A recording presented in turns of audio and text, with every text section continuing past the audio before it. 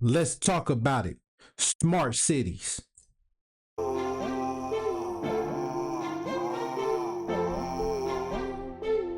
Savvy, let them know. Hey, it's Trey.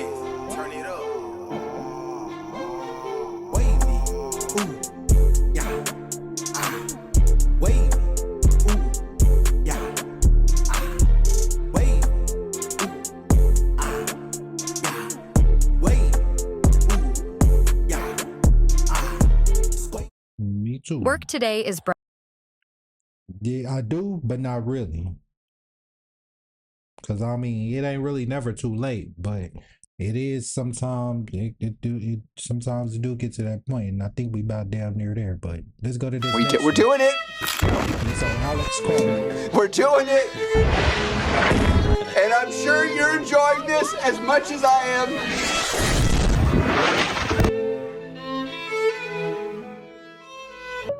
All this damage and death can be traced back to one man, Alex Karp, the demon that walks the earth, claiming to be a savior to the people of the Western world with involvements in the CIA, ICE, Ukraine, military actions in the Middle East, and soon to be Terminator robots weaponized here in the US. His words, not mine. We will go over briefly how he grew up, which surprised the hell out of me. Then we will tackle the real issues at hand, which is what he has created over the last 20 years and plans to push for in the future. Alex Karp was born in 1967 in New York City from a Jewish father who was a pediatrician and his mother who was an African-American artist that focused on the suffering of young black children. And one of her most famous art pieces was about a string of mass murders on black children that were kidnapped and killed in Atlanta in the 1980s. His mother and father were both activists who took him to civil rights protests and marches, exposing him to the injustice that black people have faced in America. And I find this super interesting because his companies are actively robbing people of basic human rights, which he learned to protest against. A trend we will see throughout this entire video is Karp and everyone around him realizing he was different, and I'm quoting him here, "I just think I've always viewed myself as I don't fit in and I can't really try to." And he sticks to these words because he doesn't try to fit in, not even with his family, because with a father and mother that spent their lives devoting their times to others, Alex Karp seems to have veered off that path completely. There is not a ton of information about his early years of life. It really starts when he graduates from Haverford College in Pennsylvania in 1983 with a bachelor's in philosophy. He then goes on to Stanford to study law, which is where he meets Peter Thiel, who is a very important figure. Well, you know, Peter and I have been friends for almost 30 years. We met at Stanford. He was on the right side of many issues. He's a little more eclectic, I think, than people, but mostly on the right, and I was mostly, if not exclusively, on more kind of a progressive side of things. If you haven't seen my Peter Thiel video, I recommend checking it out. It will give you a better understanding of who he is. For now, Peter Thiel is going to go in the background because Alex Karp transfers to Goethe University in Germany. His dad was from Germany, so he says he feels comfortable there because you can say whatever you want without being canceled, and this is just classic conservative mindset. Even with his dad immigrating here from Germany, Karp is strongly against immigration, with his companies helping ICE to remove immigrants. So while he's in Germany, he's getting his PhD in neoclassical social theory. What I find so funny is he didn't follow law because he said, "I learned at law school that I cannot do something I do not believe in." So instead of doing law, he started his own investment firm called the Caidman Group. Why I find this so funny is because he talks about something you believe in, like a higher calling, and instead he ends up getting an inheritance from his grandpa to start a money management business for high net worth individuals. Truly heroic. So I couldn't find a ton of information on the Caidman Group besides their incorporation back in 2005 in London. It took me a bit to figure out if this was his actual company, so I went to the UK's government website and looked up the people that work at the Caidman Group, and all of those people work at Alex Karp's main company now, which is Palantir, and we are going to do a deep dive on Palantir very soon. One person that stuck out to me is Melanie Bertona, who is said to have a significant control or influence in his investment firm, and her role now at Palantir is head of digital transformation strategy. So according to this paperwork, she has been around since 2005, but the way she talks about Dr. Karp is kind of weird and it makes it seem like a cult. I mean, obviously, you know, Dr. Karp's just written a book and everyone should read it. And, you know, there's a, you know, I think that I wouldn't doubt if he runs his business sort of like a cult, because I wouldn't doubt if they're in these Masonic groups. But not just because of that, it's because they're just a bunch of tech nerd geeks that finally got some power, and now they trying to take over the world and make it into an AI tech world.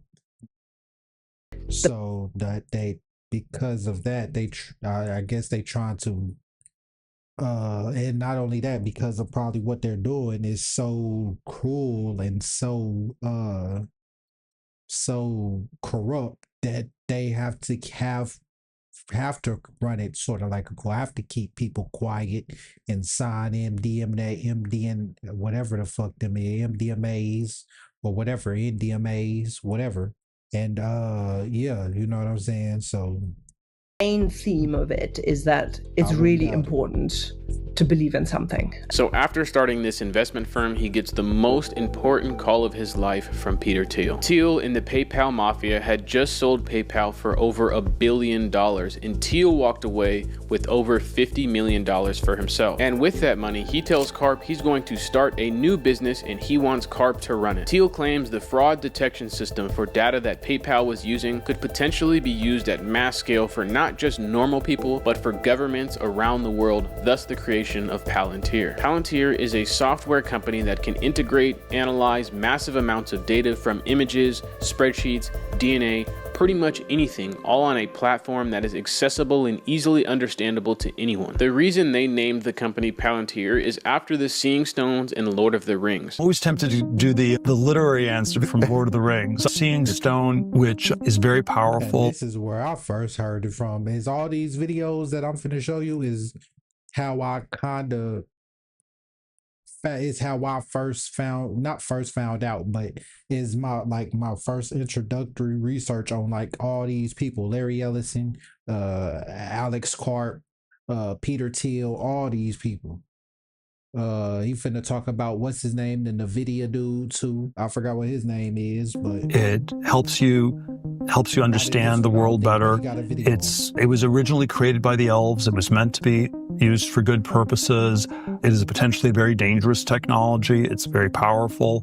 Ends up playing a very important role in the way the series goes. I always find it interesting when these rich people use references from movies and they don't even get the reference. The idea of the stones in Lord of the Rings was that they were dangerous and were used as ways to manipulate people. Because although everything the stones saw was real, no, he using it in the right way. They using it exactly like that. They using it this dangerous, and they using it against us to manipulate us. He using it. He know they I can't even get that shit out. But nigga, I'm pretty sure they know about the Lord of the Rings, my nigga. They know about this shit. I'm pretty sure that nigga he's used. Let's take that back. Let's take that back. Always find it interesting when these rich people use references from movies and they don't even get the reference. The idea of the stones in Lord of the Rings was that they were dangerous and were used as ways to manipulate people. Because although everything the stones saw was real, they always came to the wrong conclusion, which would eventually lead to the downfall of the user because you would overlook what's right in front of you. 9/11 happened. And I'm pretty sure that's what they finna do too. It's gonna lead to their downfall, just like every civilization. Cause that nigga. I'm pretty sure that's what's finna happen too, probably. But bro, they using it to manipulate us, and they using it. They using it in the right way. But they don't. Yeah, they using it in the right way. I'm pretty sure yeah. With links to the Osama bin Laden organization are responsible for today's attack. Freedom itself was attacked this morning by a faceless coward. And freedom will be defended.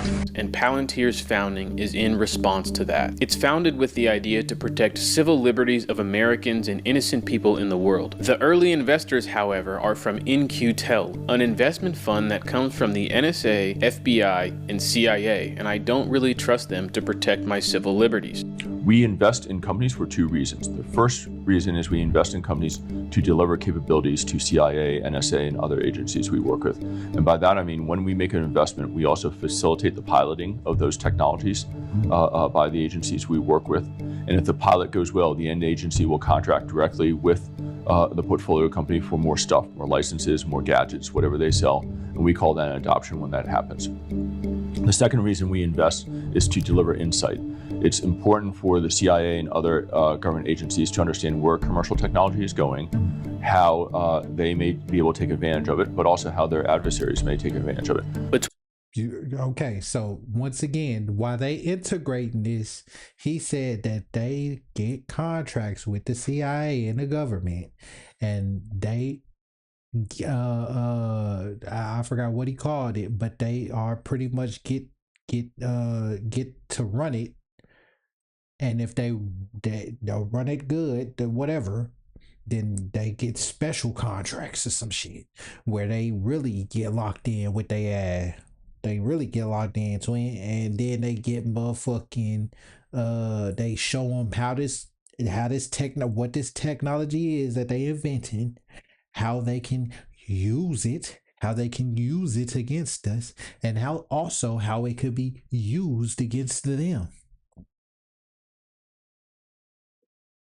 2003 and 2009, Karp was in the background creating Palantir with its only work coming from the US government. During this time, Peter Thiel said that Karp was the perfect person for the job because he was different and everyone knew it. He went into meetings never dressed in a suit and refused to conform to business attire or language, and Peter Thiel says that's why he was able to sell the company so well. When Karp was making his sales pitch to these agencies, people knew what they were trying to do was different, and Karp was the embodiment of that difference. While In-Q-Tel put up $2 million for their investment in Palantir, their real investment didn't come from money. It came from working with the CIA's largest database. The CIA and Palantir's analysts worked together in determining the type of platform that Palantir would turn into. There is a very important reason why the US chose Palantir and why Karp was the perfect fit. It wasn't because he was smart, it wasn't because he was different, it was because he is paranoid. This is a quote that will help understand every single choice that Karp makes about Palantir and how paranoia fit hand in hand with the US regime. Who's the first person who is going to get hung? You make a list and I will show you who they get first. It's me.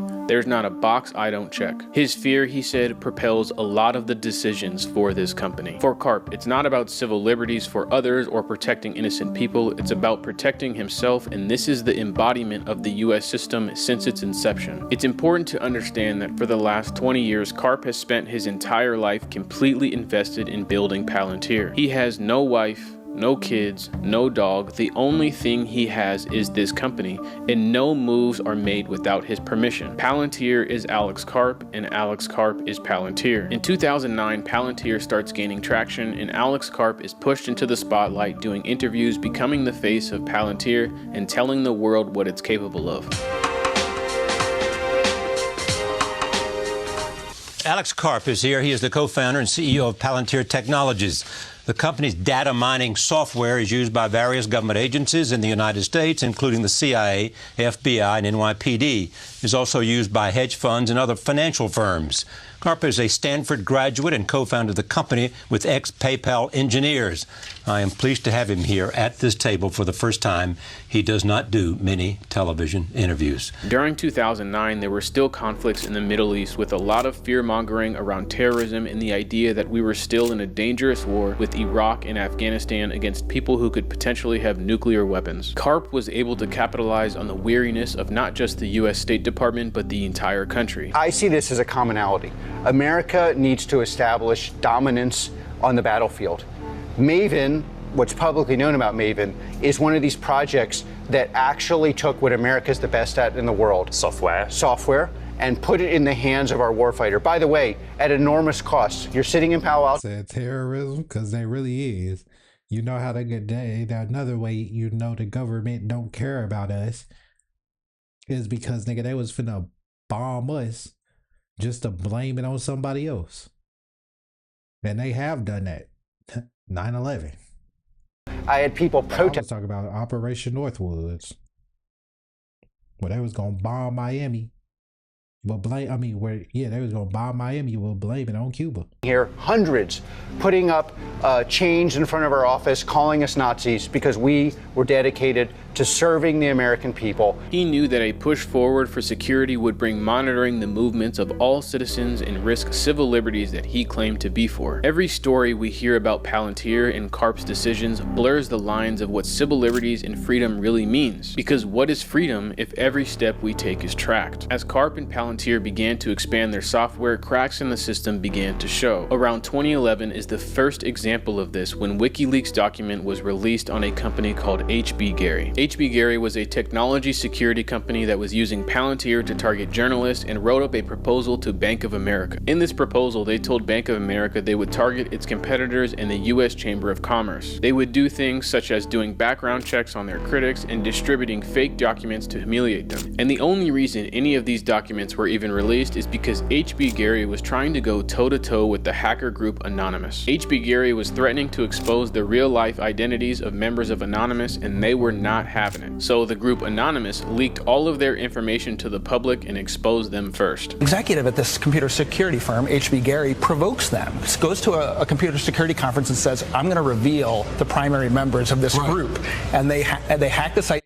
Bro, I remember, I ain't gonna lie, because I ain't gonna lie, I used to want to be like a little hacker or a motherfucking like a spy type person, which is why I love these conspiracy theories, because it's sort of like being a spy, looking into information and shit, and you know what I'm saying, watching different videos and shit to get information. But yeah, I always wanted to be one of them, you know what I'm saying? But and this is sort of like what I'm doing now. I'm sort of, you know what I'm saying, but I always wanted to be a hacker too, nigga. When Anonymous came out, nigga, that was when like Black Ops and shit was out. So I was watching like gaming video where people would like fake troll, like they fucking Anonymous or some shit with the troll voice and all that shit, and fake troll people if they like get their IP servers and motherfucking fake, like if they like in there bullying people or some shit, they would fake, you know what I'm saying, act like they at their house and turn on and off the lights and shit like that and get them. I don't know if them was real or not. I'm starting to think that they wasn't really real. Of course not, but I don't know, bro. But anyways, yeah, I used to watch them shits when I was younger, and nigga, I ain't gonna lie, I used to want to be, I still kind of want to, I started learning I did start learning a little bit coding, but then on my phone. And then I downloaded some shit to get started on my computer, but then I deleted it because nigga, I ain't really, it's a fucking iPhone. It's fucking Apple, so it don't got that much space and shit. Can't hold that much. 4.7 gigabytes of information. Alex Karp put out a statement about HB Gary using Palantir to target journalists and critics of Bank of America. Karp would cut ties with HB Gary and apologize, saying that he believes in the freedom of speech and protecting civil liberties such as privacy. However, it seems what HB Gary was really guilty of was getting caught. Every mistake from Palantir evolved Karp. Palantir got quieter and Karp got louder. Because Karp was immune to any heat that came on Palantir, because in Karp's head, they didn't turn on him. They've always been against him. In 2013, a statement is released that Palantir is working with 13 different agencies, including multiple different branches of the military. And with their involvement in the military, reports are coming out that Palantir is saving lives by helping find IEDs and using fingerprints to track different people. But the real question of this video in Alex Karp is not how good his software is, it's at what point does it cross the line between moral and civil liberties. So around 2013, Palantir is booming. Joe Biden is thanking them for their work. They are doing partnerships in the healthcare industry, and they're even taking credit for their software being able to find and kill bin Laden. That sounds like bin Laden. Were you involved in getting bin Laden? We are not allowed, obviously can't discuss specifics. Oh, but, come on. Yeah, well, in any case. You're on television. We're on television. Come on. But Palantir is central to every conflict now where America is involved. Now this is goddamn America. Alex Karp is killing terrorists and saving American lives. We should be giving this man the Medal of Honor for protecting our rights here in America. Except the story doesn't end there. In 2018, the veil drops again for a peek behind the curtain to what Palantir has been up to during the 2016 election. New details are emerging about how the shadowy data firm Cambridge Analytica worked to manipulate voters across the globe, from the 2016 election in the United States to the Brexit Brexit campaign in Britain to elections in over 60 countries, including Ukraine, Malaysia, Kenya, and Brazil. Cambridge Analytica was founded by the right-wing billionaire Robert Mercer. Trump's former advisor, Steve Bannon of Breitbart News. Thanks to a whistleblower, we find out that Palantir was helping harvest data for over 80 million people in swaying voters. Cambridge Analytica was scraping data from all these users without their knowledge and pushing pro-Donald Trump content to try to sway their vote. But how did Cambridge Analytica scrape all of this data? Palantir helped them while they do to us. That's what troll farms is and motherfucking or bot farms or some shit. That's what that's for. Comments in people's comment sections. A whole bunch of bots be in there. You don't know if they, or even on social media. They be fake account and bots and shit like that. You don't even know, but they posting shit like it's a real account. You feel me? It's to sway people's emotions and sway people's way of thinking. Of course, in the beginning, they denied the claims, saying they had. Because if you see a whole lot of people doing it, then you gonna feel like, oh, maybe it is okay for me to do it. Type shit. Involvement. Or you're gonna start acting like that unconsciously or subconsciously is gonna be installed in you, and then you're gonna be acting like that. Of this. Eventually they found a fall guy that would be fired, and Palantir would claim it was only that one guy that was helping them. But data analysts from Cambridge Analytica would give testimony saying that senior Palantir employees were also working on the Facebook data. And of course they were. Steve Bannon is a founder and investor in Cambridge Analytica and is buddy-buddy with Peter Thiel. Now I have scoured the internet looking for Alex Karp talking about this, and I can't find anything. The only address I have found about this incident is this. A Palantir spokesperson initially denied all allegations in this entirety, saying Palantir has never had a relationship with Cambridge Analytica, nor have we ever worked on any Cambridge Analytica data. And then a second statement came out saying, as a matter of company policy, we do not and have never worked on or been involved with elections or political campaigns anywhere in the world. And then a third statement came out saying, we learned today that an employee in 2013-2014 engaged in entirely personal capacity associated with Cambridge Analytica. We are looking into this and will take the appropriate action. It would seem that more often than not with Palantir, there's something nefarious going on in the background. And this leads me directly into— You see that, bro? He got like a I don't give a fuck, like kind of sinister look on his face. Like he'll do whatever. You feel me?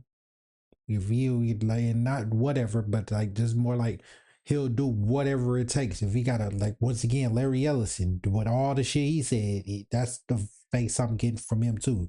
He just don't look like the Grinch with it. With Palantir, there's something that's like little. I don't know what they was talking about, but it's like nefarious going on in the background down and shit. And this leads me directly into my next section of good. I'm telling you, if you don't know how to read, I'm telling you, bro. If you don't know how to read faces, go to this channel called What the Fuck Water Faces, or just search how to read faces. And I'm telling you, that shit is, bro, you gonna be looking at people's faces different, my nigga. I hope I don't mess up my camera. Damn. Did I mess it up? Let me go check real quick. I gotta plug my phone in. I mean my phone in. What the fuck? What the fuck? I mean my computer. Alright, we good. I turned it. I think I turned it a little bit. But it's Gucci. It's Gucci. I ain't tripping on it. Let's get back into this though. Is evil, because let's judge Alex Karp by the fruits he's bared. Judge them by the fruits they bear. Project Lavender is an AI technology. And look, like I said, you learn how to reface. Now let's, like you said, judge them by the fruit. Let's see if I was right.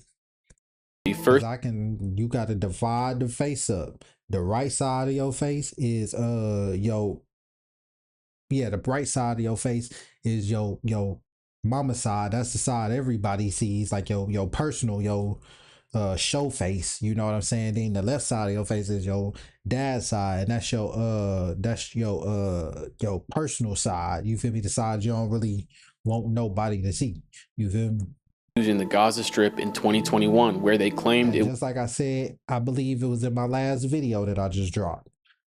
Bro, people think that shit might be capped, but bro, even our indigenous ancestors is this channel called Navajo Traditional Teachings.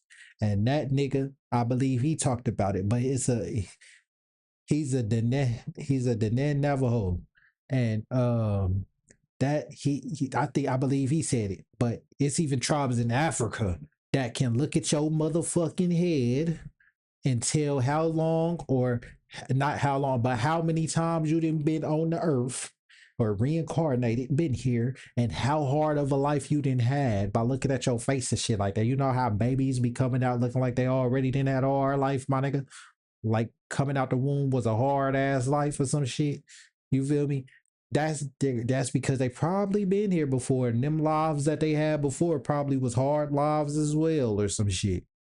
Like they can look at they can read even that our indigenous Indian ancestors. That's indigenous people, not black, indigenous.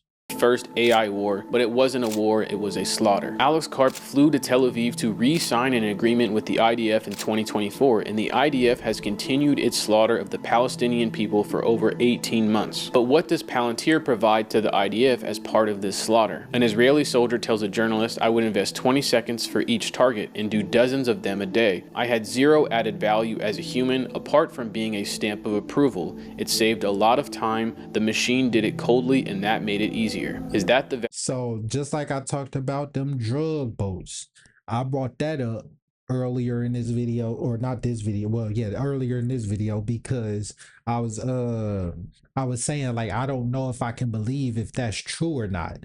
Now, the reason why I believe it might not be is because, of course, it's on the news and they want you to they want to sway your emotions and opinions and shit like that, right? So, but then again, like I said, that quote that somebody said, that when the news is gonna be lied so much, by the time they do start telling the truth, you ain't gonna know if they even telling the truth. You know, you ain't gonna know what, you know what I'm saying. You ain't gonna even really believe them no more. Like the boy who cried wolf.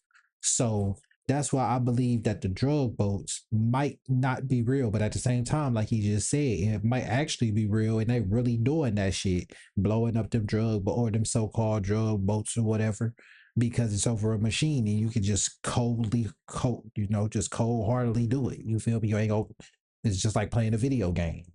of someone's They life? just push that button with the controller on it. They just push the button on top of the little twist handle level shit that you control like an arcade game.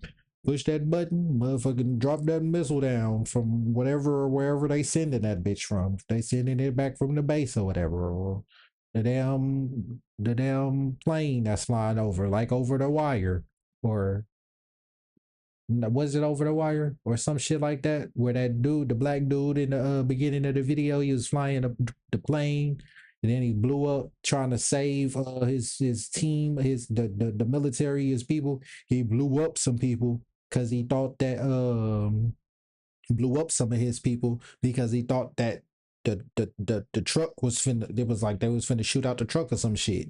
So then they sent them with the robot dude. I forgot. Y'all know what I think it's called over the wire. 20 seconds. Karp says, "I have asked myself, if I were younger at college, would I be protesting me? He knows what he is doing is wrong, but that will not stop him. His fear is driving his choices with the thought of being, what if they come for me?" Thanks to whistleblower Edward Snowden released. And once again, we got to talk about this because I know for a fact whistleblowers is not real. And shout out Bro Sanchez, because I was saying this before he even did a video to Loquito. But shout out him. He said, he even talked about this. Whistleblowers can't be real, because if they was real, my nigga, they going on the news and all this other shit, nigga. The news is working for these people. So nigga, if you going on the news, that's gonna be the best way to get you, whether you doing it on through a web call, whether you going on the news for real and you talking about you a real whistleblower, nigga. The whistleblowers ain't nothing but the damn the elite, the person that works there, the manager, or not the manager, but like the big boss executive person or whatever. And they, you feel me? It's not really a real whistle. I don't even feel like Edward Snowden was a real whistleblower. You going all on Joe Rogan and shit and all this other shit. Nigga, they told him to come out with this. Or he was one of the top people. One of the top people that's, you know what I'm saying, controlling the information and whatever the fuck. They still just let him out with the information, whatever. Told him to do. Whistleblowers can't be real. Because if you really did blow the whistle on some shit, nigga, you better believe that they probably gonna take your ass out. And if they don't really take people out for exposing information, then you better believe they're gonna do something. I mean, I'm not nigga, something gonna happen though. I believe they probably will take you out, but you feel me? Not every one of them get took out because they play that fake game event too, where they fake assassination attempt, like Donald Trump and shit like that, or the Charlie Kirk, where he did where he really looked like he got assassinated. In 2014, we got a good look into how they were getting this information to target people in the Middle East. Plain and simple, America sold out its own citizens to provide. Where he was actually with somebody. You see how it looked once again. If you Edward Snowden released documents in 2014, we got a good look into how they were getting this information to target. Swallowing a lot, you know what I'm saying? You can just read it. It's just body language. Released. Plain and simple, America sold out its own citizens to provide. Looking like he trying, you know what I'm saying? Trying out like it's a script or something. Like even though it's not for real. You feel me? Dead on the damn web call. Whoever he was doing the interview with, I forgot because I did watch him a little bit. That's when I was like kind of still stuck in the Matrix, but getting out of the Matrix. You know what I'm saying? But yeah, so yeah, that shit count. Israel with information about Palestinians. The NSA stated they are providing unfiltered texts and scripts of conversations that U.S. citizens are having with their relatives directly to Israel. Israeli intelligence officers are quoted talking about the use of dumb bombs rather than guided missiles. Dumb bombs account for almost half of Israel's air-to-ground munitions in Gaza. Up to 45% of air-to-ground munitions Israel has used in Gaza are the so-called dumb bombs. And we can talk about this too, because you probably think nuclear bombs is real too, huh? I don't think nuclear bombs are real. If you go look at them old explosions of nuclear bombs, my nigga. Look, matter of fact, I might add that video in at the end of this. I forgot who did a video on it, but I'll find it. I think I'm still subscribed to him. But yeah, if you matter of fact, I might just throw that in the end of this. But matter of fact, I'm not gonna throw it because it's almost the end of it. Just remember where we at. Dumb bombs. That was just video film footage they did for that though. That wasn't no real. What I'm finna show you is just video footage though. That fake video footage that you can go search up right now anywhere, and they'll bring it up. Hold on. My nigga live right now. Sit down saying shit. I might join it. I ain't gonna join it right now. I'm doing my own little video, but one day I might join it, and so you know what I'm saying. But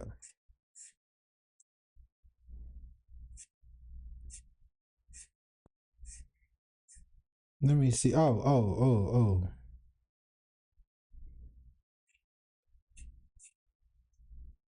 Was it? I think it might be him. Nah. Yep. So, according to the matter of fact, hold on. We gonna finish this.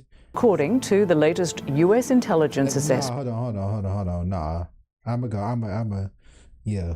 University of Delaware, people with an IQ of 115 and above can perform. 8 minutes or something. Are nuclear bombs truly weapons of mass destruction? Or are they really just weapons of mass deception?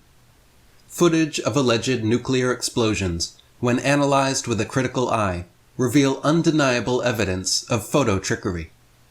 In much of the early black and white test footage, filmed in the 50s and 60s, and shown on newsreels and fear-mongering films, it is clear we are looking at fake model sets complete with miniature houses, vehicles, and trees. Notice the unrealistic and unnatural perfect rows of disproportionately thin trees. After the flimsy model trees are blown to one side, the film quickly cuts to clips of actual trees in some other location. Similar to how a stunt double changes with the main actor during the crucial action scene, these clips intersperse or sometimes superimpose footage of models. Remember now, this is Hollywood we talking about, who fake the moon landing, but this was before that. They was practicing on shit like this so they could get to that point. Practice makes perfect. They was practicing on shit like this. This is Hollywood we talking about. Reality. The first H-bomb test, known as Ivy Mike, looks more like some stop-motion lava lamps than an explosion. Many other supposed nuclear tests appear to mix sped-up footage of sunrises with real explosions to give the effect of a much bigger blast. Footage from Operation Dominic appears to show a sunrise with the brightness slider rising in post-production.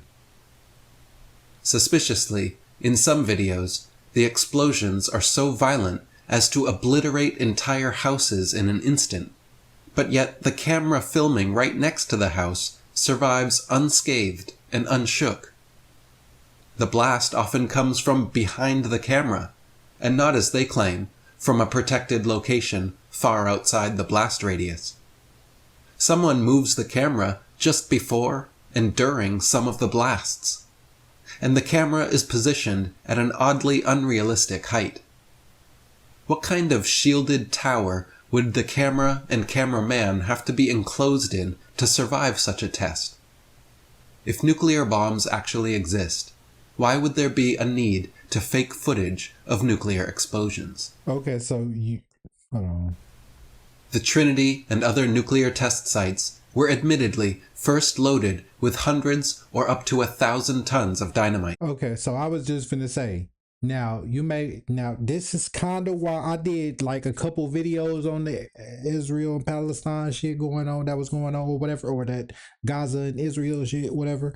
But I was thinking at the same time, like, this might not be real. But at the same time, if it wasn't real, why would they be hiding that shit for so long? Because 9 times out of 10, the shit that they don't want you to know be the real shit. But the shit that they putting all up in your face, don't really pay attention to that shit because it ain't real.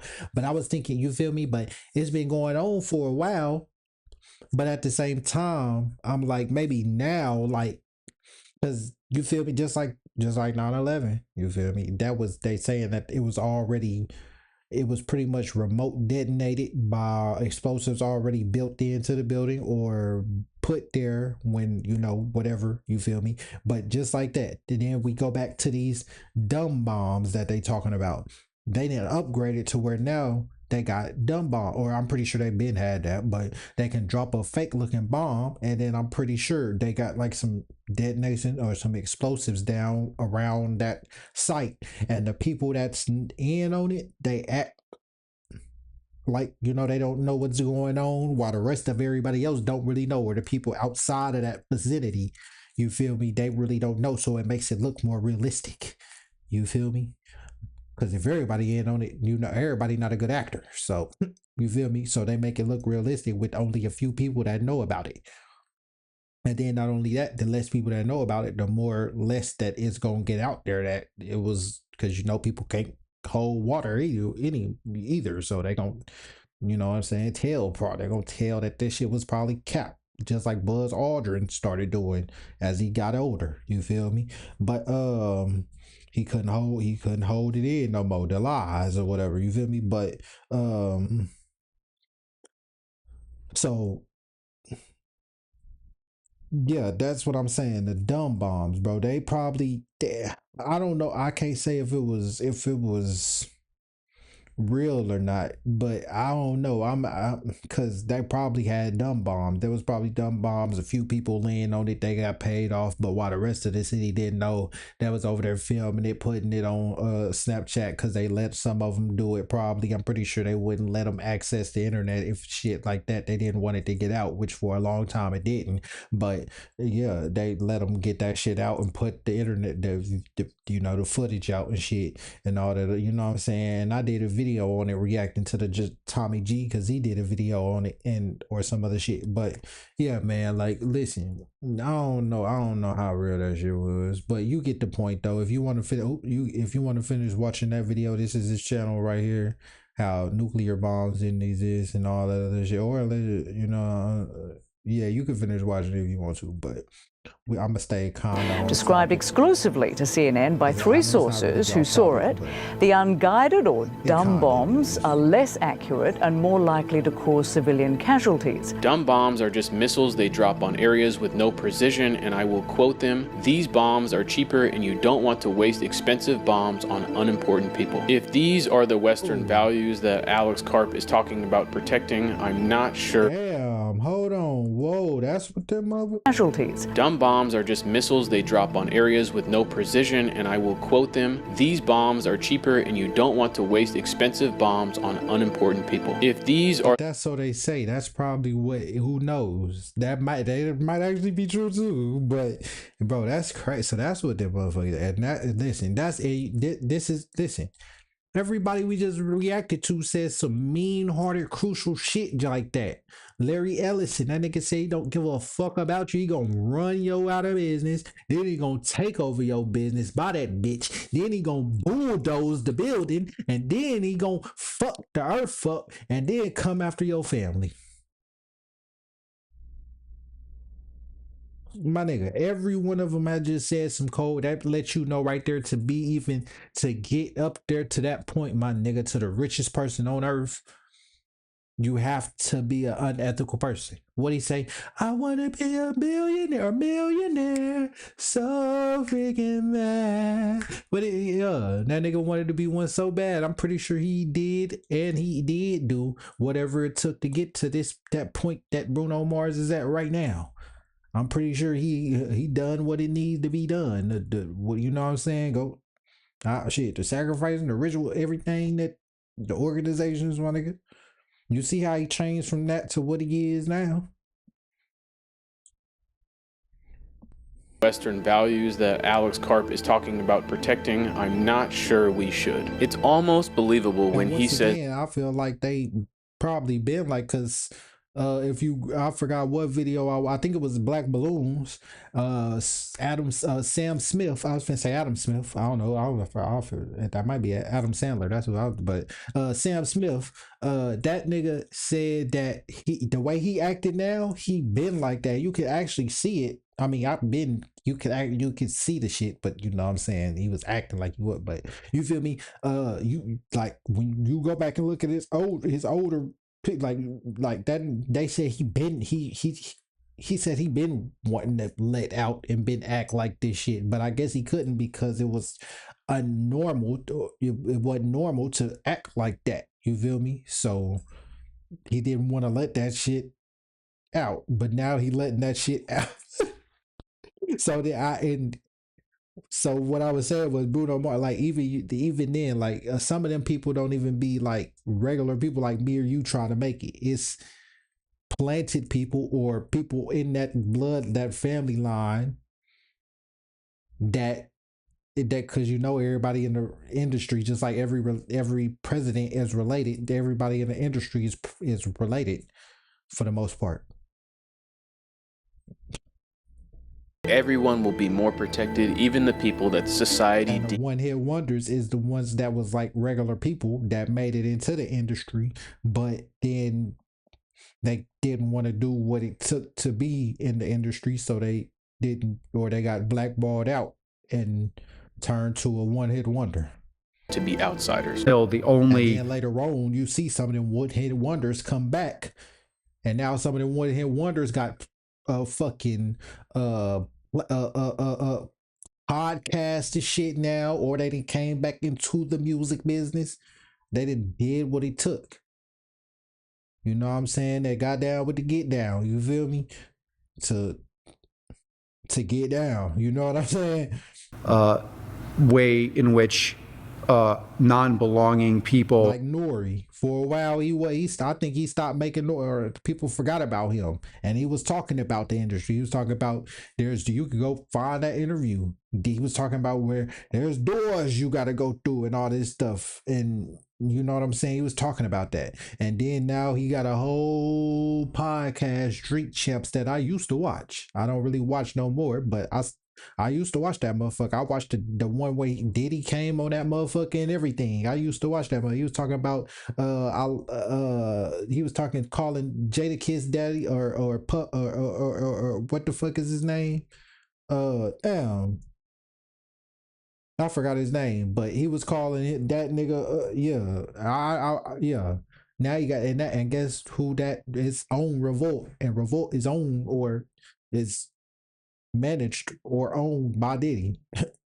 So I don't think he really owned it, but I think he just like met or some shit. I don't know, or something. He might really own it, but yeah, it's by Diddy. So and yeah, he finally went back through one of them doors. Probably belong is in the context of a Western society that protects the rule of law, that protects the right of free expression, that protects your property rights, that de facto protects unpleasant people.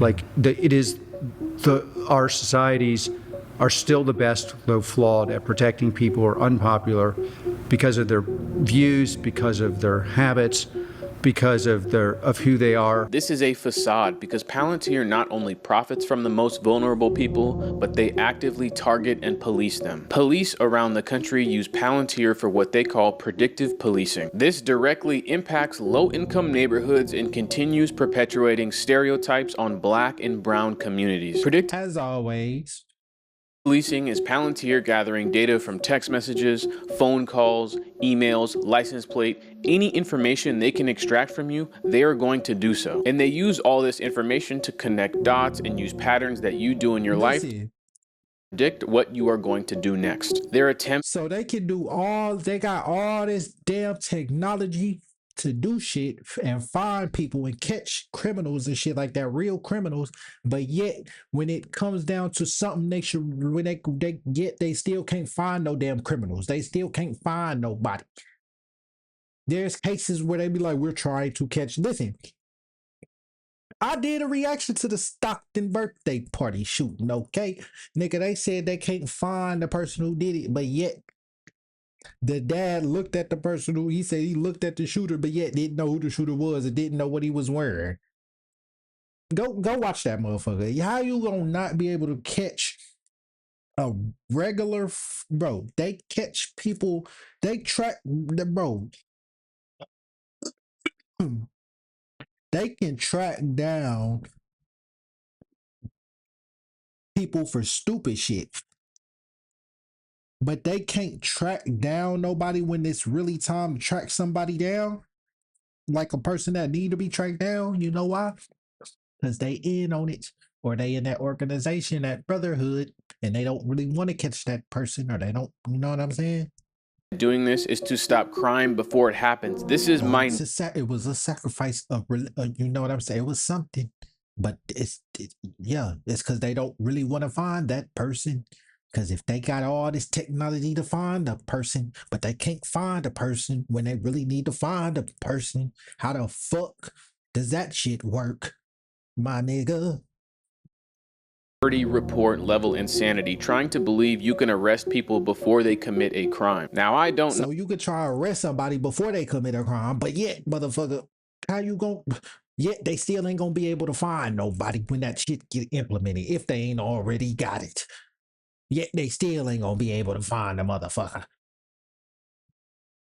But I do not feel comfortable with police being able to track my every move while keeping endless data on everything I do. And that's the only reason that they want to implement all of this technology, is so they can do this, track your every goddamn move, even inside of your fucking house, like they doing right now. Like I just said, with the Wi-Fi box, nigga, your TV.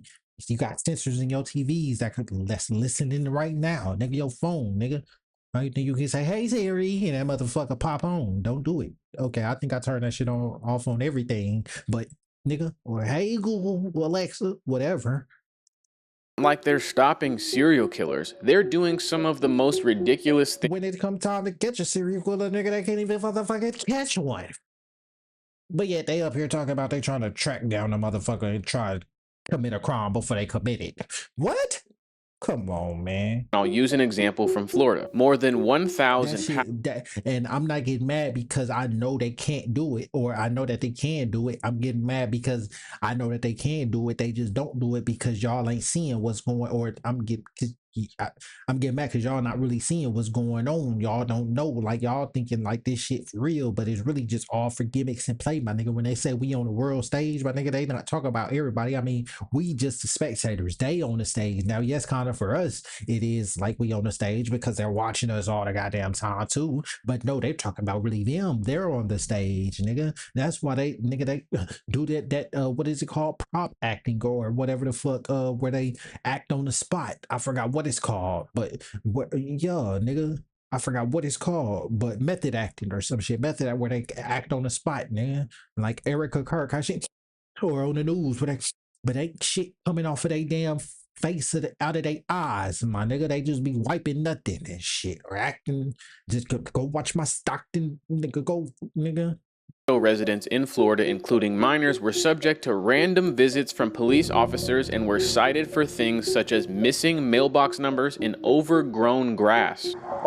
Listen, go listen to this shit, bro. In Florida, ridiculous things, and I'll use an example from Florida. More than 1,000 Pasco residents in Florida, including minors, were subject to random visits from police officers and were cited for things such as missing mailbox numbers and overgrown grass. Or I can stroke both of you guys a citation for not having numbers on the house. What do you want to do? What does that even mean? Numbers on the house? You don't have an address on either the mailbox or this house. Is that a blackmail? Yes, we do. We have our address on our mailbox right now. On the other side. Of those 1,000 residents, bro, they can track people down. Listen, I gave this example in one of my other videos as well.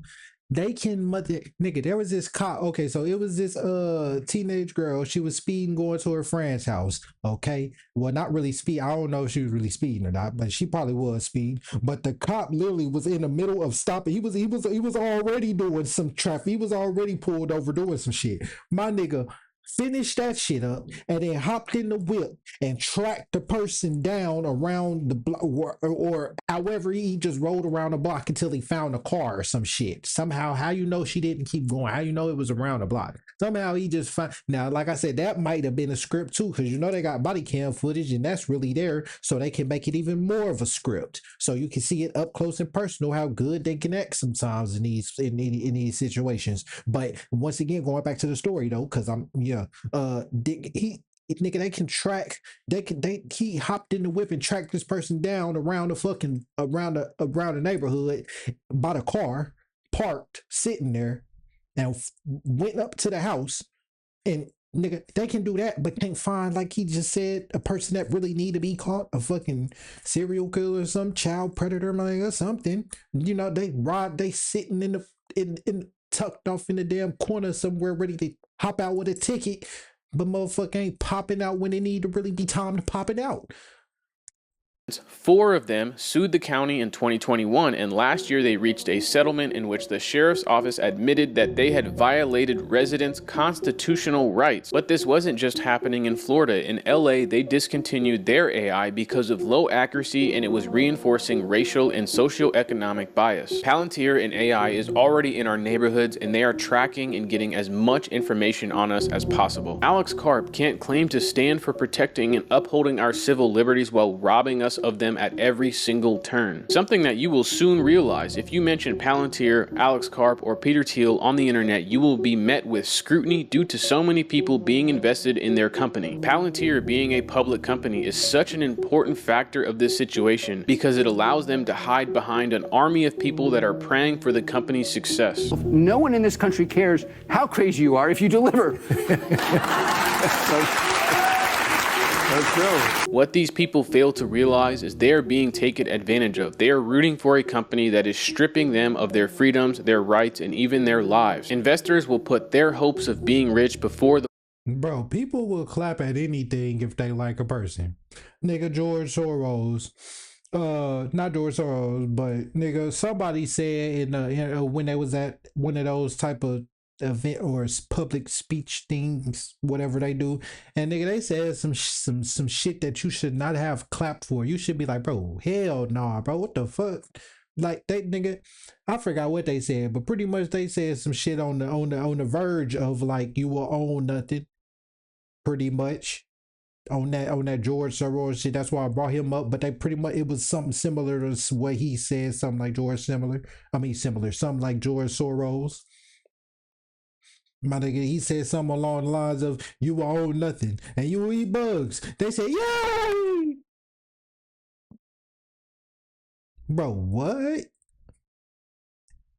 Being of others because they believe if they get rich enough, they can escape what's coming for all of us. Because they sell two of the most important things on earth, fear and power. We have entered a new era where humanity and morality is now data points processed through endless lines of code to be acted upon with the click of a mouse. Palantir sells fear that if someone had the power we could provide you, imagine what they would do to you. This is the essence of fascism, and fascism is here. It's a type of fascism the world has never seen before. It's something that controls our thoughts, emotions, and life through a meticulous algorithm that knows everything about us intertwined with our highest powers of government. Alex Karp feared fascism would come for him, and now he's brought fascism to all of us. Because while his father chose to take care of children as a pediatrician, Karp has made his choice to kill them. And while his mother will leave a legacy of encapsulating the pain of prejudice and murder through art, Alex Karp has decided his fate as the bringer of death.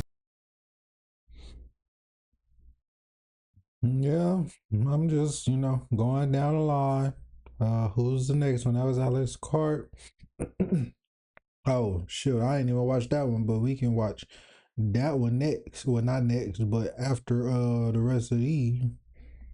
I don't know how, man. Do you support Israel and the Jewish people? Now, more than ever, Israel needs committed friends around the the intellectual godfathers of the so-called new right. Curtis Yarvin. Curtis Yarvin. Curtis Yarvin. Curtis Yarvin. Operating in the shadows of the internet, needless to say, is a man called Curtis Yarvin. This is Curtis Yarvin, the self-proclaimed intellectual. I'm an intellectual. And in this video, we will go over how this so-called philosopher has influenced the ideologies of some of the most important, rich, and powerful people in the world. When you use the word democracy, of course, you're using a very, very loaded and complex word. One suspects that democracy, whatever that means. What meaning does democracy actually have? Just like so many other rich people that are born into the upper class, Yarvin is no different. He was born into a wealthy family in Brooklyn and says his household was very liberal-leaning. In multiple interviews where he talks about his childhood, he discusses how his grandparents that were Jewish Americans claim themselves to be communists. Remember that he calls them that because he feels very strongly about communists and their existence in the world. His father worked for the US government as a foreign service officer or a diplomat, which meant his family was constantly on the road. I'm not sure why the people that benefit the most from the government want to dismantle the government. It seems to be a common theme. But one of the basic principles of kind of the California startup way of... Ain't that crazy? The people that want to benefit the most from the government is trying to dismantle the government. These billionaires, bro, that's crazy. How you not gonna like, and that's literally all of them seem like that we just reacted to, because that's why they're trying to take it over into a tech world. I think the next video, or it might be in this video, I think it's in this video that he talk about how that Silicon Valley tech blow up around that time of IBM and all that shit, when that was blowing up and everybody in Silicon Valley wanted to be like a tech person and shit around that time. You feel me? They was all into like the stock market or some shit like that too. That's what listen. Yeah, bro, watch. I think he is just to realize it's way easier to create a new NASA than it is to fix the old NASA. And that principle extends sort of around the government. The report shows that the incoming Trump administration could overhaul NASA with lofty goals like getting humans to Mars by the end of his term. So you have this kid growing up with no consistent friends or community and being bounced around for most of his childhood. To add on to the constant change, he was skipping grades to the point where as a freshman in high school, he was only 11 years old. Most of Yarvin's childhood was focused on school because when you're on the road, you can't have much of a social life, so he leaned into it. So at the age of 15 years old, he joined the College of Johns Hopkins University as part of the mathematically precocious youth. If I had to guess, being 15 years old in a math program, it's probably not the best situation to make friends in college. I don't know if this plays a part in him but he ends up at Brown University in Rhode Island. His parents met there. They got him in on legacy admission. While doing research for this video, I've had to watch a lot of Yarvin interviews, and he never really credits his success to nepotism or the luck of being born into a wealthy family. Having the ability to take chances, such as switching colleges at such a young age, is a direct result of his family being wealthy. And I'd almost guarantee he does not think that, because he thinks people of low income or non-productive people of society should be turned into biodiesel. Bro, that's every single last one of them, bro. Said some bold ass shit, like said some fucking, said some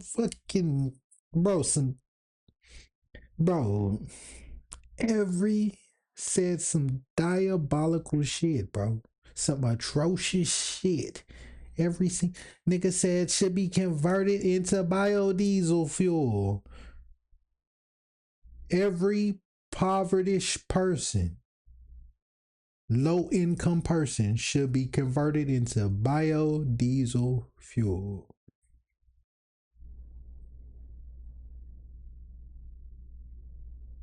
Meaning that we not shit, just making the machine run.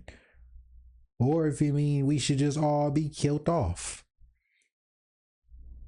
Who knows? Yes, that's literally what he said. After graduating from Brown, he ended up at Berkeley for computer science. This is something really short. This is dedicated to my mother, who's been to separate with her husband. Cleaning out old files makes me feel like Shirley MacLaine. Of course I was an Egyptian princess. Here are the credit card receipts from Henri's of Alexandria. It's strange, but once I must have thought all these papers were important. What did I expect to do with records of my past lives?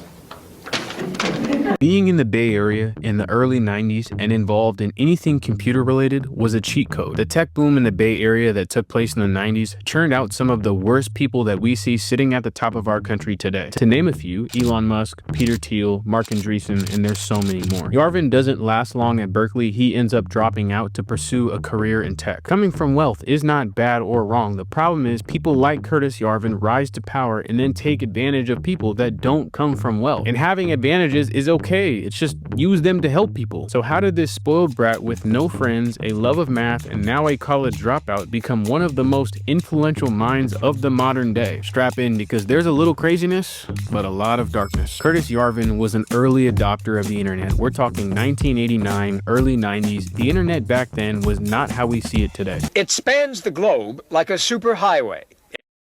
Creators, take these 3 apps I built to run my business made with Base 44. They're ready for you. It is called Internet.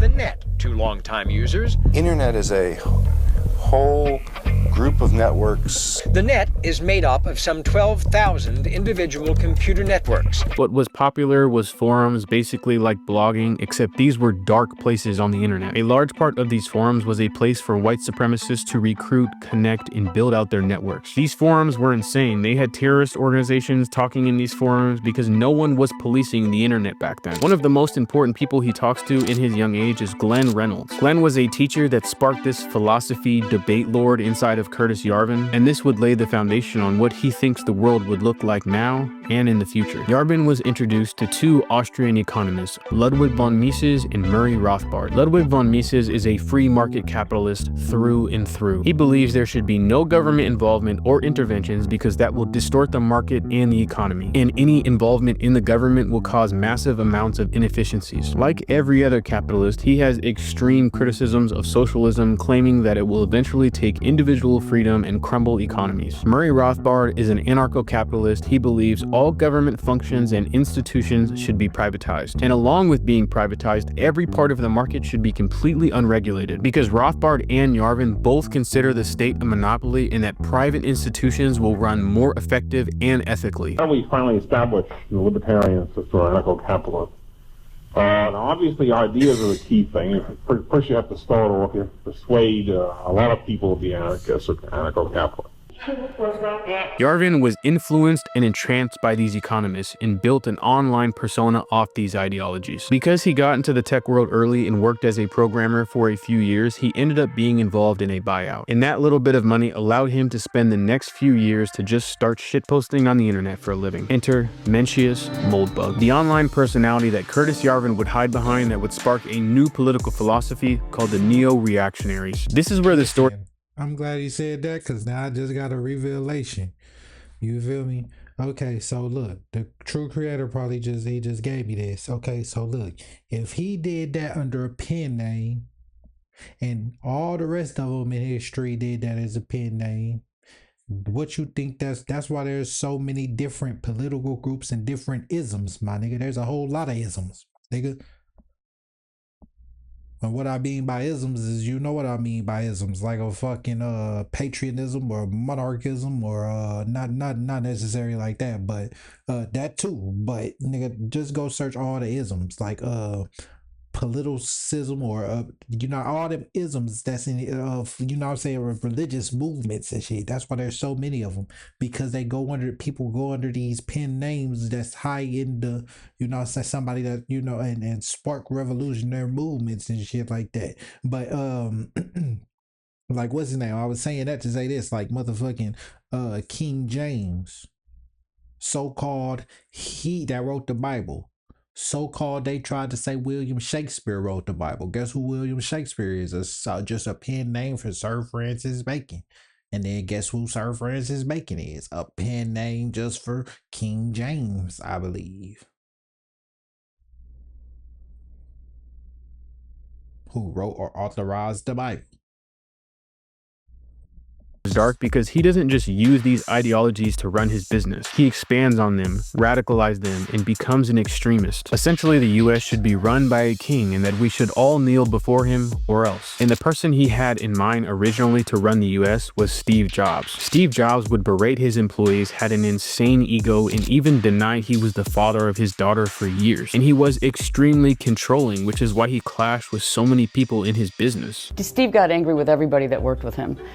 He was very impatient. He had a vision of what it was that you were supposed to be accomplishing it, and if you didn't do it fast enough or you didn't do it right enough, he definitely got angry. He threw things at people, nothing heavy, but he threw wads of paper at people, swore at people, criticized their clothing. He did all those things. For some people, it destroyed them. Having Steve Jobs run the US would be absolutely insane. What I find crazy about this is he owned a company. It literally just never took off. We need to redesign computing itself from a clean slate, and this time we have to get it right. I quit my job in 2002 to solve this problem. I finished the first full prototype of Urbit in 2013. His company is called Urbit, and he started this company to try and recreate this website he used when he was younger called Usenet. You're building the foundation for a larger and more interesting Urbit public community that will resemble Usenet. My dream of recreating Usenet is like my boyhood dream from the 80s, right? Usenet was one of the earliest message boards on the internet, but it also had 4chan levels of insanity on it. A lot of weird things were being done and said on Usenet, and it should probably... And if you don't know what 4chan is, my nigga, that was... I can't die because I know what it is, but I guess you can say I don't know really what it is, but I've done a little research on it, and I know I didn't really catch that conspiracy theory era when people was more so talking about that and shit. But yeah, 4chan is pretty much yeah, just go search with 4chan. Matter of fact, I'll do it right here. That's what I'm here for. I got like conspiracy shit on. I said thick conspiracy shit on there.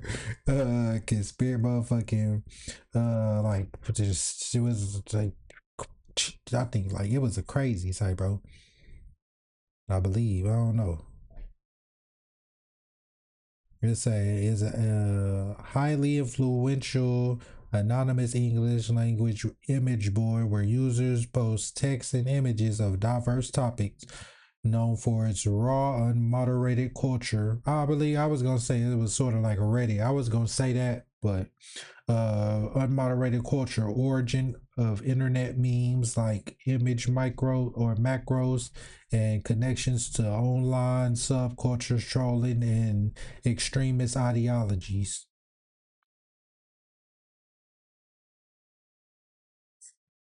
I was gonna say it was something sort of like a Reddit, but I didn't want to be wrong, so I just searched it because I heard of it and knew what it was, but I didn't exactly know what it was. Because if you can't explain it, then you don't really know what it is. So footage exists showing or if you can't explain it, they say if you can't explain it to a child, like break it down to a child where they get it, they say you don't really know what it is. So that's why I just had to go search it real quick. men stacking gigantic piles of TNT and dynamite at nuclear video. Hold on.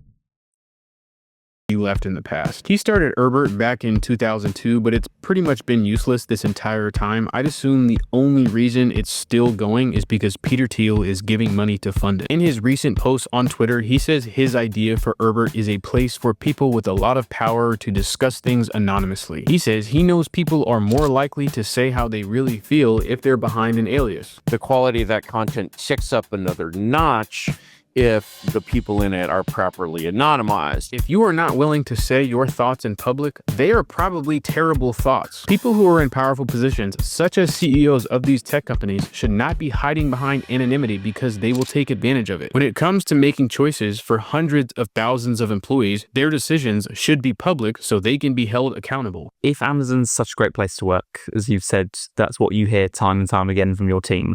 Why have your team in Coventry gone on strike so much? I think it's important to note that we absolutely support their right to do that. That hasn't answered the... He believes the U.S. should be ran as a monarchy because he says that's how businesses are run. And I wouldn't even have to make a video about him if he just turned into another debate lord Reddit cringe poster on the internet. However, because he was an early adopter of the internet, his ideologies spread all throughout Silicon Valley and has now even spread into our government, being mentioned and around people like Blake Masters, Steve Bannon, and JD Vance. There's this guy Curtis Yarvin. Man, I did a video on JD Vance too. Go check that out as well. Who's written about some of these things. And so one is to basically accept that this entire thing is going to fall. It's a crazy video, bro. On itself, right? You referred to JD Vance as, I think, as a normie.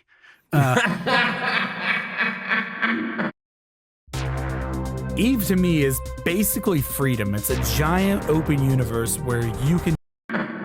What do you mean? I would say that the thing that I admire about Vance and the thing that's really remarkable about him as a leader is that I think that he contains within him all kinds of Americans. He posts so much on the internet, it's the equivalent of trying to keep up with how much Elon posts on Twitter. There is just no way to go through everything this guy has said, so I've tried to hit some major points of his beliefs. Moldbug, remember, he's still hiding behind this name, so no one in the public knows who Curtis Yarvin is yet. Now, Moldbug is writing some insane shit on the internet. He believes that slavery is normal and has endorsed it multiple times. And the reason he says this is because he believes black people are born unequal to white people and they deserve to be treated as less than human. Thus, his belief that they make better slaves than white people. Interesting. To him, slavery is natural and correct. So the thing is that basically the treatment of the freed slaves after the war. His vision for San Francisco was to turn all of the people that were low income into fuel for the city to run on. Now, he claims to be trolling with some of these things, but then he's also serious with some things, so it's really hard to pin him down on anything. And for San Francisco, he said he realizes that many people wouldn't be able to live their lives knowing that their city was run on genocide. So if genocide is not an option, he says to put people in solitary confinement and to avoid them going insane, give them VR goggles. Very normal, humane takes from this guy. This one is extremely dark, but it's important to know how he really thinks, and I don't think he's joking about this. But to continue on this idea of him being okay with violence, I wouldn't doubt if he is. You probably ain't joking, man. talks about a terrorist attack. A terrorist attack where a man named Anders Breivik decided to bomb cars in Norway. After the bombs went off, he went to an island and shot up 69 people at a workers' youth league. He did this because he thought he was saving his people with the idea of killing as many communists as possible. This is very much to preserve European. Yes, please go watch that video. Go watch that video on JD Vance, bro. This is, y'all see that y'all see that how he did that Nazi neo-Nazi. Go watch that video, bro. White nationalist values. Mencius Moldbug.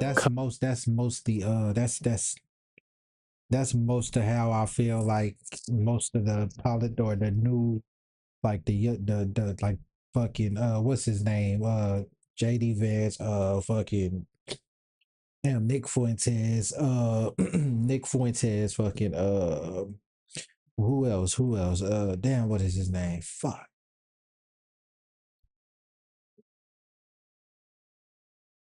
I forgot the other one name, but yeah, that's what I feel like. That's what's going on. Go watch that video. This story the next day and said this act wasn't good. Matter of fact, let me point it out to you. Oops. Let me point it out because he didn't. Matter of fact, it's not enough people. He said he should have killed more people on the left, but at least the one thing he did was shoot communists. Keep in mind earlier, he claimed his grandparents and parents were communists. 10 years on, Norway stopped to remember a day that brought the country to shoot communists. He said next day and said this act wasn't good enough because he didn't kill enough people. He said he should have killed more people on the left, but at least the one thing he did was shoot communists. Keep in mind earlier, he claimed his grandparents and parents were communists. 10 years on, Norway stopped to remember a day that brought the country to a standstill. Now at this point, you might be asking yourself, why do I even care what this guy has to say? He sounds insane. I asked myself this throughout most of my time writing this video because he is insane and he is scum of the earth. He claims himself to be this sort of philosophical writer that equates himself to the level of William Shakespeare. The problem is, what I say, they all do. That's what listen, bro. That's what they all, that's what that pen, that's what they all do, bro. I hate to say this, but he is important, and for the rest of this video, I will prove how much his influence is incorporated in the future of America. How did his views even spread so much to begin with? When he started writing in 2007, his views among tech libertarians in the Silicon Valley was taking off. He was writing these edgy takes about how to bring tech into the world and mold a future where these CEOs and massive tech lords could rule the country. These people that were reading his blog posts were tech CEOs, so of course they agreed with what he was saying. He also spoke their tech language, which resonated with them, and his writings had layers of topics of things they enjoyed, like Star Wars, Lord of the Rings, and all things related sci-fi. It became popular among some of the most successful people in tech, so when people were going for job interviews, they knew they had a better chance of getting jobs if they could mention this guy's writings. It became this little inside community in the Silicon Valley where people would discuss Moldbug's newest posts. He had this insane idea that as a philosopher, he could write would discuss Moldbug's.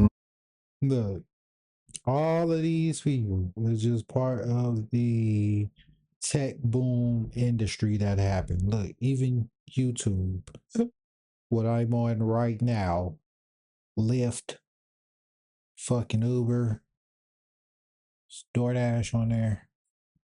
I wouldn't doubt it. Look, Stripe. All this shit is connected, motherfucker. Everything is connected. Once you take off one piece of the basket, nigga, the rest of the basket is gonna weave. Post. He had this insane idea that as a philosopher, he could write into the future what he saw. The issue is, the stuff he wrote about has become real life today. The world which we live in is a large part because of his writings. If you find this video interesting at all, please like and subscribe. I've spent too much time with my ears and eyes bleeding, listening and watching this guy, along with having to read about Austrian economics. I'm in shambles, but Thank you for watching regardless. Okay, we are now at the point of when Mencius Moldbug becomes Curtis Yarvin. Curtis Yarvin embraces this and steps into the light, which will now bring his ideas mainstream. In which my ideas get into circulation is actually mostly through the staffers and the kind of younger people. At this point, they aren't just reading his pieces online, he is at the same parties in the same room with people like Pt2, JD Vance, Blake Masters, and even watched Trump's inauguration at Peter Thiel's house. Let's talk about his mainstream ideas that we will see put in place in this upcoming administration as we slowly are pushed into a monarchy. We're coming onto monarchy then, so your definition of monarchy is not necessarily a king or a queen. You mean a single individual who has real agency over the levers of the state.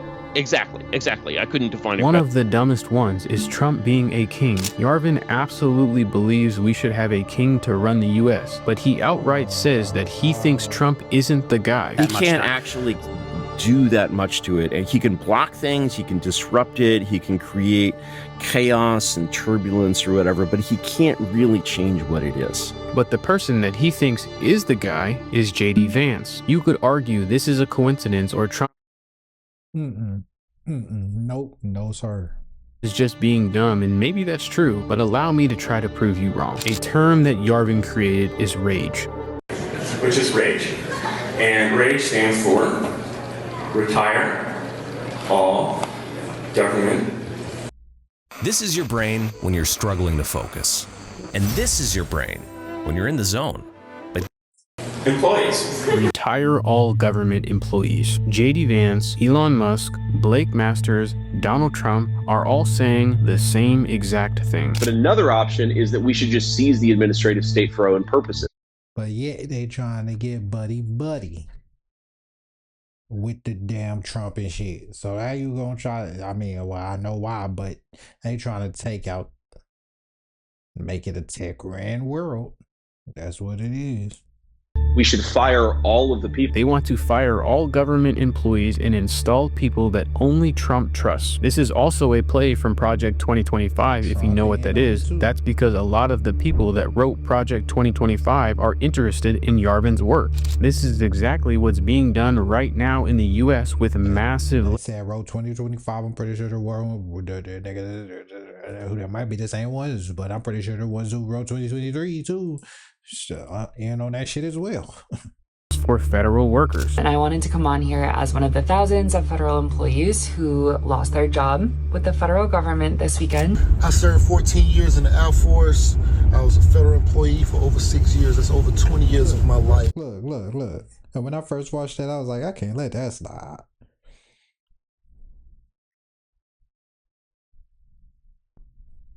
Most of them, if they had to work with the government or through the government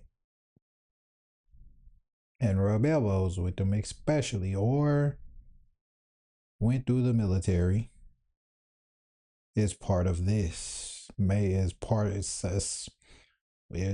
of some brotherhood. And this was my dream job, and it's just being taken away by an administration who doesn't care about science. It doesn't. I really think this shit was just chaos actors, crisis actors. That's really what I think this is. Cause how y'all, I mean, listen. I wanted to come on here as one of the thousands of federal employees who lost their job with the federal government this weekend. I served 14 years in the Air Force. I was a federal employee for over 6 years. That's over 20 years of my life. And this was my dream job, and it's just being taken away by an administration who doesn't care about science. It doesn't care about people who might be homeless. They're calling it to drain the swamp. Exposing the corruption of the Washington Democrats, and we're draining the Washington swamp. But this directly aligns with privatizing all industries. The term dark enlightenment is given to Yarvin's work to describe his idea of taking down social systems and becoming enlightened. These social systems that he believes are pushing progressive ideologies. He says the media and the universities are cooperating together to push certain narratives, and the people behind it he calls the cathedral. The cathedral is a bunch of people using their power to sway the media, which I find super interesting because he's friends with a bunch of billionaires. Elon Musk says he is dark MAGA. Just because you tune your voice up high like this and wipe your eyes, do all that, don't fucking mean you crying, my nigga. That shit be cap.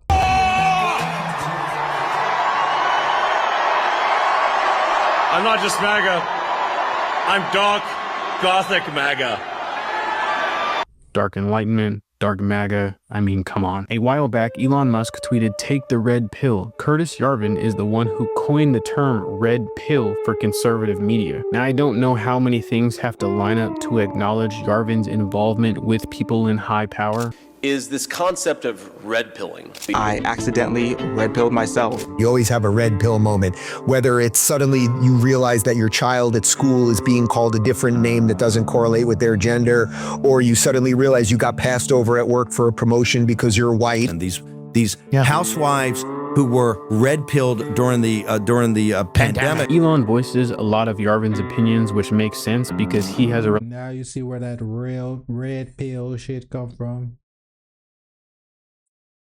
relationship with Pt2 as well. We have to assume that these guys are all in the same. I fell down that red pill shit too, and that the fucking fresh and I forgot what they call it, but being a fucking alpha male and shit like that. I fell down that rabbit hole a little bit too. And got on my future shit a little on that fucking fresh and fit shit too. But nah, bro. Or that Kevin Samuel shit. Room together. A note on this I found funny is that talking about on some fucking electronic technology, technological shit, fuck, I could got technological shit. You feel me? of the Matrix where the term actually comes from when they say to choose the red pill or blue pill. I switched from due dates to due dates, and it made me go from weeks behind to weeks ahead of my deadlines. You see, I used to just bet. After this, there is no turning back. You take the blue pill, the story ends. You wake up in your bed and believe whatever you want to believe. You take the red pill, you stay in Wonderland, and I show you how deep the rabbit hole goes. She responded to a tweet between Elon Musk and Ivanka Trump where they mentioned taking the red pill, and she said, "Fuck you both." That's my goat. Yarvin constantly hides behind these philosophical takes and this constant banter of they talk about probably take the red pill for fucking waking up to having the AI tech ran world or some shit. Some bullshit or something. That's some agenda that they try to push. I know for sure. Trying to confuse everyone on the idea of democracy. Democracy has no power between the elections.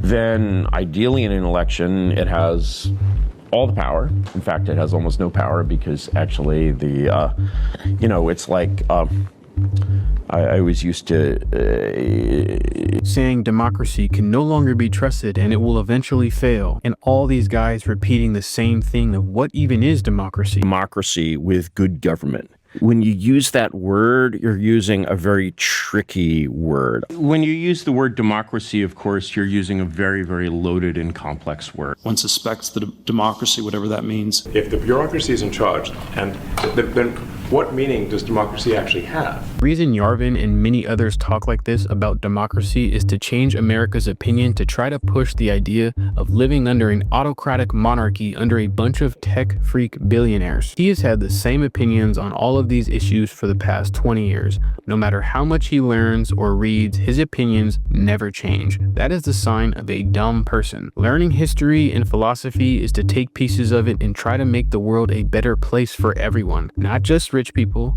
not just white people, not just the ones that obey you, for everyone. But what he is a coward. J.D. Vance, Curtis Yarvin, Peter Thiel, Mark Andreessen, Blake Masters are all a bunch of fucking cowards. They laugh at maiming and killing liberals and about how terrorists' one real issue was they didn't kill enough people. And then when in front of the public and can't hide behind technology and a keyboard anymore, they fucking crumble. Because their only way to exist in this life is to create a keyboard warriors world that forcibly accepts them. They thought power that keyboard energy make them cool. They thought money would make people like them, but the sad truth is they will always be losers purely because they are just insufferable, horrible people. Oh, and you realize what I just I may just be going too far, but let's take this back a little bit. I pay attention to everything.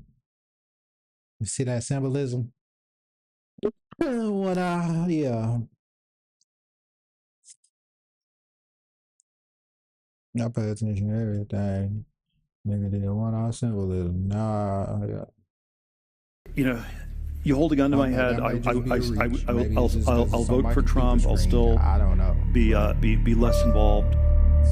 In this video, we will talk about how Pt2, a psychopath, God complex freak, has impacted our entire country, helping win the presidential election, and is even affecting the entire world. Every movie villain has a backstory. In real life, the villains more often than not have a road paved by gold, while slave labor builds their entire net worth brick by brick. Of course, they take credit for every single achievement. They spend their actual time to fight any pushback in the system to make sure no lowly peasants reaches their level of success. To be a sick individual, it's gotta start early, and for Pt2, it does. He was born in Germany and then moved to Ohio, and everything bad comes out of Ohio, except my savior LeBron James, of course.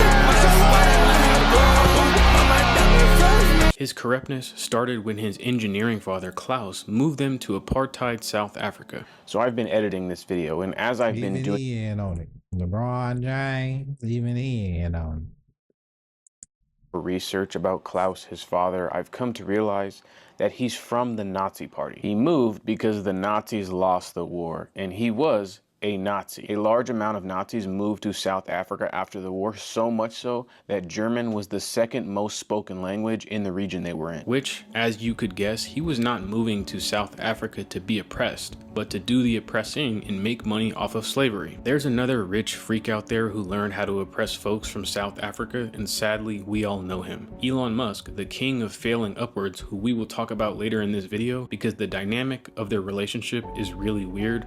More on that later. Peter Thiel is white, so he went to private schools in South Africa that were whites only, and we'll see how he feels about black people later in his career. His father in South Africa got into government contracts and started mining uranium. And by him mining, I mean he was using slavery of the African people to mine these materials for the South African, Israeli, French, and Chinese government to build atomic bombs. And I'd say at such a young age, this is probably how Peter Thiel became demented, because the Africans that were working had no clue they were even building a uranium mine. The magic of uranium stems from its property of radioactivity. It is this same property. So the risk of radiation, yeah, they were never even told about them. There's quotes from that time period that said the workers were dying like flies, and the people that were running the entire operation knew. It was so bad that the white folks that would pay these workers would do it behind glass so they didn't get any radiation poisoning. Of radon and its daughters is inhaled. Many radon daughters are retained in the lungs, where their decay and release of alpha particles can damage living tissue. The hazard is, therefore, speaking of poisoning his workers, there's a famous quote that is, "You can even see apartheid from space," because when looking at apartheid South Africa, the workers' homes were always near the radiation, while the rich white folks' homes would be built on the mountains so no radiation would get blown into their neighborhoods. And obviously they did this because they were just poor labor class and their lives meant nothing to them. So his father was your usual scum taking advantage of the apartheid system and slavery. Would you be surprised if I told you the apple does not fall far from the tree? Eventually, no, it wouldn't be. and his family moved to California to run a gold mine. He spent the rest of his time growing up in California, and because Peter got private education, he was very smart and always did well in school. In college, he ended up at Stanford, but because he wasn't socializing much, the boy was awkward and he had no social skills. You better believe if he was growing up today, he would be in the conservative pipeline quoting Fresh and Fit and Andrew Tate. Just like any other social skill lacking rich white guy, he joined the College of Republicans. His classmates from that time were asked,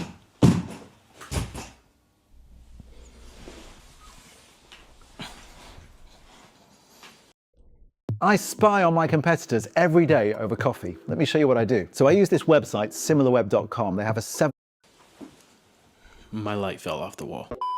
A quick thank you to our sponsor, which is me, because I barely have any subscribers. But if you find this video interesting, please like and subscribe so one day I can make that video. His classmates later on in life were asked what they remember about him, and they remembered him saying the whole apartheid thing wasn't that bad and it was overblown. His first real step into the public eye was writing his book called The Diversity Myth, written by Peter Thiel and David Sachs, who was a venture capitalist who was also born in South African apartheid. David Sachs and Peter Thiel have been in many partnerships and ventures together even to this day. In his book, The Diversity Myth, he blames women for rape and discussed how higher education was increasing multiculturalization and this would harm the future of America. He just wanted to be around a bunch of white guys 24/7. Peter ended up getting his law degree and tried to walk that road, but gave it up because when you're rich, you can just give up law, and then tried to trade stocks and failed miserably and gave that up too. After that, he went to daddy and relatives and pulled together $1 million to start a hedge fund in the late 1990s, because we can all just find $1 million to start our own hedge fund. Now, if you ask me, this is a good old-fashioned American hard-working guy who did it all on his own with no help from anyone. Within his hedge fund, he lost almost $100K immediately. However, remember, he was in California, he was in the Bay Area, he was in the right place at the right time and was able to capitalize off the dot-com boom. This is when his life actually starts to get interesting. He invested in FieldLink, which was a technology created by Max Levchin, who was an actual coder and created a way for people to transfer money between Palm Pilots. I'm not sure how many people are even old enough to remember what Palm Pilots are, but they're like the iPhone before the iPhone. FieldLink later changed the name to Cofinity, which most people have probably never heard of. Out of this company spawned something that most people have heard of, which is the system they use to make secure payments. That is PayPal. One of the main reasons he decided to invest and make PayPal was because he thought it could be turned into an alternate currency to take down the US government. Another quick note on PayPal, Thiel and Levchin, they employed no women and were proud of denying a candidate who said he enjoyed playing hoops instead of basketball. Sure, you could guess the reason for that. But back to Cofinity, this company was still only able to make payments between Palm Pilots, but literally in the building next door was the company X. Yes, there was a company named X, and you can probably tell where this is going. Company X was trying to do the exact same thing. Just like Elon Musk, Twitter, turn X, space X. Except across all phones. That company was ran by none other than Elon Musk. And this is where their relationship begins. Musk and Thiel decided to partner up to bring this to— Listen, every single person that's influential in front of your TV screen on the news is somehow wrapped up into this shit. That big ass snowball, my nigga. Somehow they're a piece of the string intertwined in with the basket, bro. Somehow.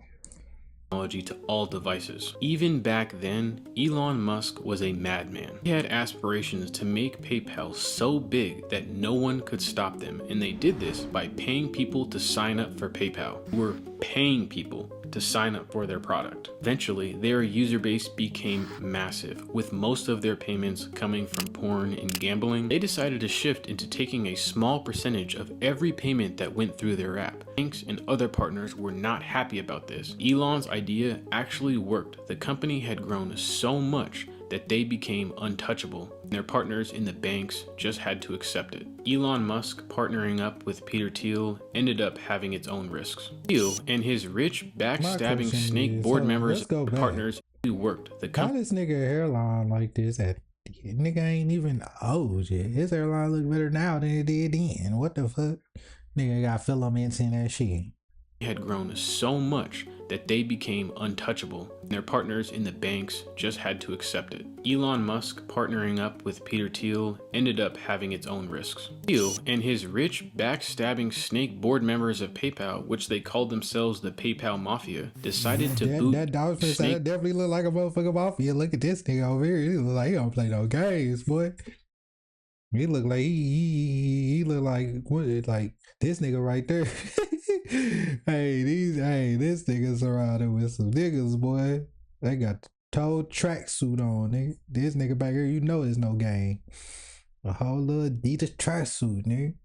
This nigga got, look at the OJ. You know that nigga look like, hey, you better bring me my money by tomorrow. I have Tony cut off your finger. You know what I'm saying? They be doing that shit. board members of That's the nigga he talking about.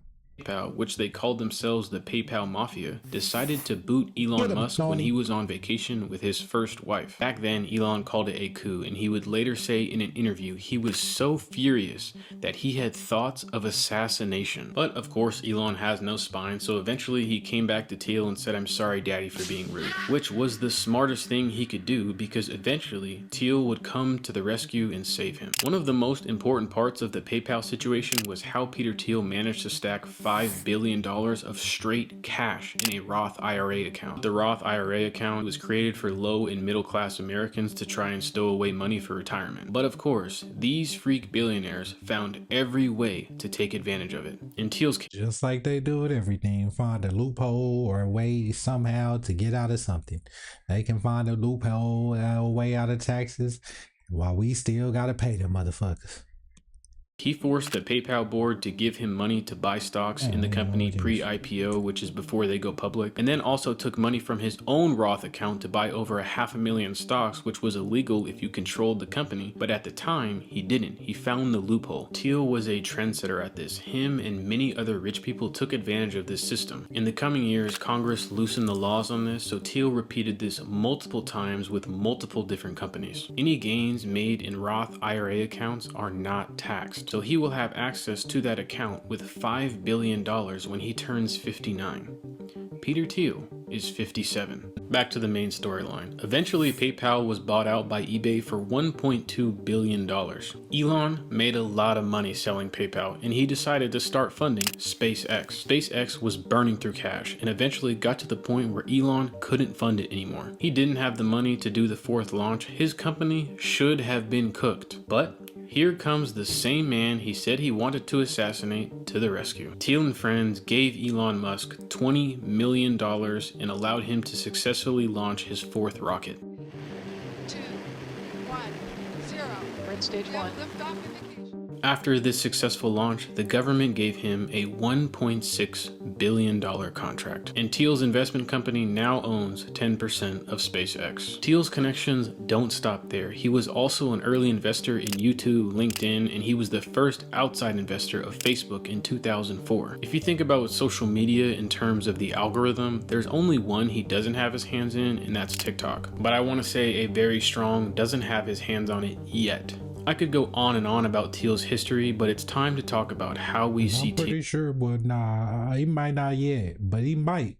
But if I know Israel or something trying to get it, somebody else trying to get it, but who knows, he might get today, because everything in what we are seeing today in conservative media is Peter Thiel, even Hulk Hogan. Peter Thiel secretly funded Hulk Hogan's lawsuit against a media platform called Gawker. They released a sex tape of Hulk Hogan a while back, and he ended up winning $160 million from that lawsuit and bankrupted that entire company. This is more ridiculous than anything else. We see Hulk Hogan on stage with Trump. There is no way that these things don't have correlation. Let's go over a list of companies that he said there is no way that well, there is a way. There is a big way. Peter Thiel has ownership in right now. He owns LinkedIn. Which way? That way. Look at us. SpaceX, Stripe, YouTube, Meta, Oculus, Lyft, Rumble, Airbnb, and the list goes on and on. Thiel is on the forefront of technology for the military and government contracts, one of the companies being Palantir Technologies. Palantir's first investor was the CIA. The CIA has a capital investment firm called In-Q-Tel, and Palantir as a whole racked up over $1.2 billion of investments from the US government alone. Now, I don't know if you remember, but Thiel started PayPal to overthrow the government. Now his biggest investors in his company is the US government. This is very much like Elon Musk, two complete idiots that benefit from the government while trying to take down the government. It quite literally makes my brain hurt. Palantir is very active with military equipment using AI to commit attacks based on what the AI believes to be threats currently being used on the Palestinians. What if I could build my ideal hiring app with Base 44? Hiring is key. This use of AI did not. Palantir is very active with military equipment using AI to commit attacks based on what the AI believes to be threats currently being used on the Palestinians. This use of AI did not start last year. This has been going on since 2021 when Israel committed atrocities in Palestine.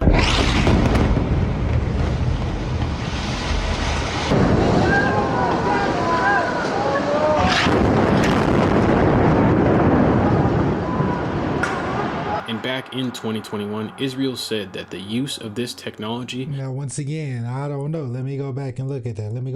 Because if you ask me,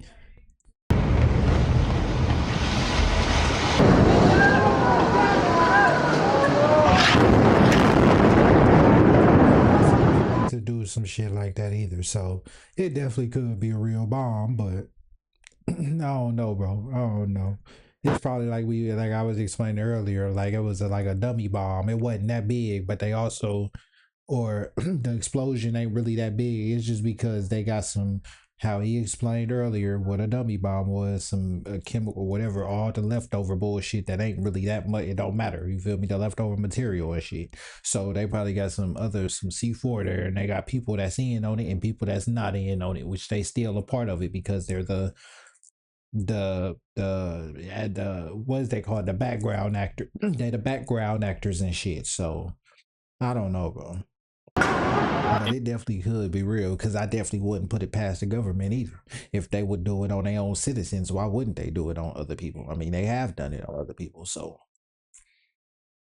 Back in 2021, Israel said that the use of this technology could be considered the first AI war. AI needs an insane amount of information and data to fuel itself, and there's no need to guess how Israel has gotten the data on Palestinians. Whistleblowers have come out saying that the NSA had provided Israel with raw data on phone records and emails from Palestinian Americans that would be in contact with their relatives in occupied territories. I wouldn't doubt it, because that's what they do now. That's how they know so much about you, nigga. They know more about you than you know about yourself. They know more about me than I know more about myself. Well, probably not, because I've been searching and finding myself. But nigga, they know, nigga. They do data. They collect every single bit of your data on your phone, computer, and they track and trace you, and they know what you like to watch, read, eat, sleep, do, whatever, my nigga. Stated they are providing unfiltered. They know how to sway your emotions. That's what your social media. That's why when you scroll, nigga, you get stuck and keep on scrolling. You turn it to a time. You just keep on, because they know how to sway you. They know what you like. They know how to sway your emotions, get you mad, sad, riled up, whatever. And they collecting your data and they sharing the data with other businesses. I mean, everybody know this by now, but because that's what all them damn ads is. NordVPN, ad blocker, all that bullshit. Conversations that U.S. citizens are having with their relatives directly to Israel. And this abuse of power is how they were able to target Palestinians. The company is now saying it's currently developing an even more powerful AI targeting system. According to Palantir, Titan is a next-generation intelligence, surveillance, and reconnaissance ground station enabled by artificial intelligence. It has machine learning to process data received from space, high altitude, aerial, and terrestrial layers. Knowing that SpaceX owns Starlink, which is Elon's satellite company, and a quick reminder, Teal also owns a part of that, it would make sense how he has the capability to do all these things, and most likely under Trump with Elon's power, he's going to have zero restrictions on whatever he wants to do. Teal is not just at the forefront of war overseas, but the leader in facial recognition in America. He was one of the early investors in Clearview AI in 2017. The tech world was worried that this technology would be used for weaponization of people on American soil, and sadly, they were correct. Teal has used AI facial recognition under Trump's first presidency to assist ICE to find immigrants. They used information from they can use AI to find motherfucking immigrants. We can't use AI to find people that really need to be found. That did some killing or some shit. They can't, bro. How the fuck that work? I mean, I just explained earlier in the video it worked, but I'm just, you know what I'm saying, I'm just saying this for the, I'm asking a question for the people that think this shit is, that they, you know what I'm saying, that all this shit is true. You feel me? to find and target unaccompanied migrant children to Or abduct them still stuck in the matrix, as I should say. and their families. And this is exactly how we saw kids ending up in cages. The mass deportation that Trump has talked about will be on the back of Thiel's technology. And this time, there will be no one in power to stop him. And the reason why is because the people in power he put there. He has been involved in politics since 2007, although not successful early on, funding candidates like Ron Paul for president who failed, and then tried funding Meg Whitman for governor of California who also failed. He failed again in 2012, setting up a YouTube channel for Mitt Romney when he was running for president, and that time he spent $3.3 million in ads. Finally, Thiel found success in 2016 during Trump's campaign. Thiel was a prominent figure. I got a video coming on that too. Speaker tokenizing himself of being a proud gay man in the Republican Party. I'm sure the conservative men that were crashing the Romney, but yeah, I don't want to say perhaps were also feeling very inspired to speak their truths. This is where the success really begins. His power within politics would skyrocket. He has now funded Ted Budd, Senator of Washington, D.C., Ted Cruz, Senator of Texas, Blake Masters, Senator of Arizona. If it's my latest video, hold on, let me take this back. If it's my next video, I'll let you know if it is or if it isn't the video I'm talking about.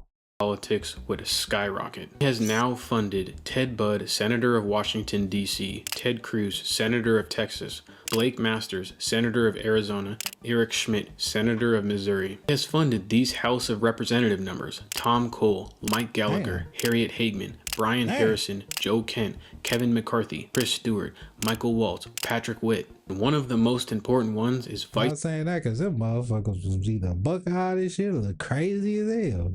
JD Vance. JD Vance without Peter Thiel is just some big Go head. watch my video on JD Vance, bro. Yeah, nah, go. I seen that before. Go watch my video on it, bro. We face misogynistic nerd living in Ohio, but with Thiel's help, but it's mainly about him.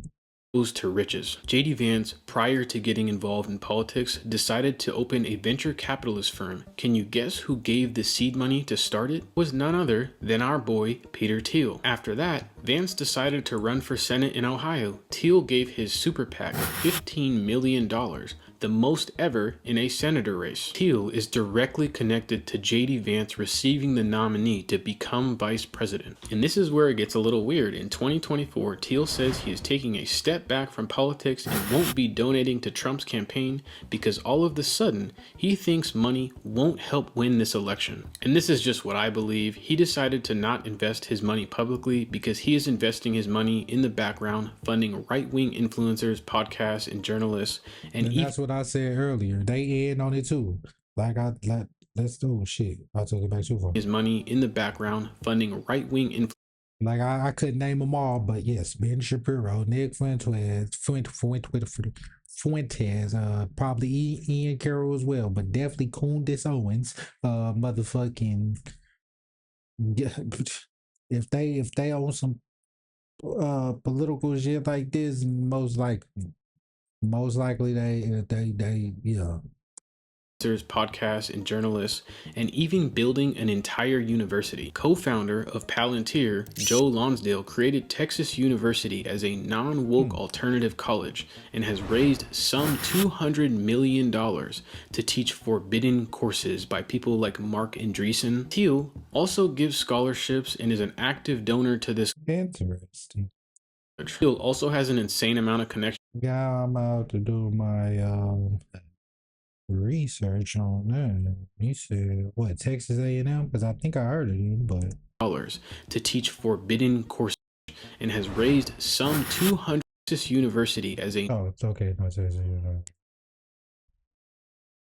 No, I said I think I heard it. I have heard of him, but is that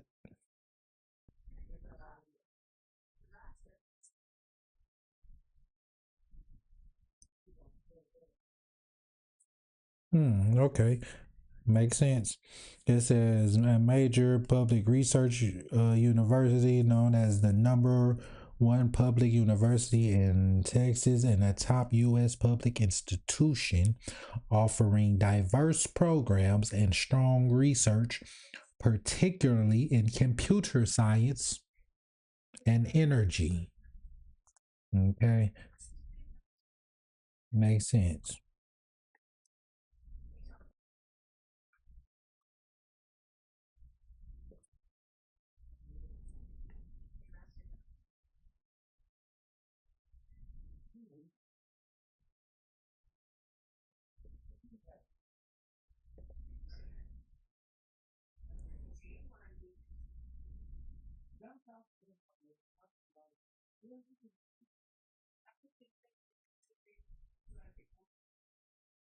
Ted Cruz, Greg Abbott, Kay Bailey Hutchinson, and I don't know. I think I heard of Henry Cellular. Sheila Jackson Lee.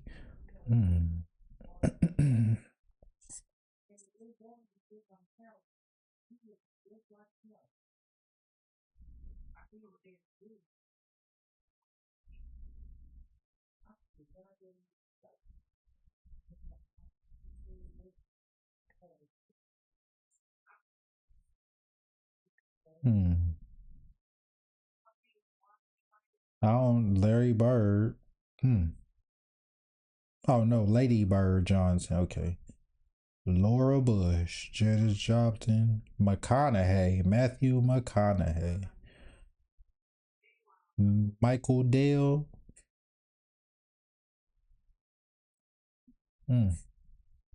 Of course, Neil deGrasse Tyson. Of course. Makes sense. Okay. Actually, let me bring that up real quick, cause.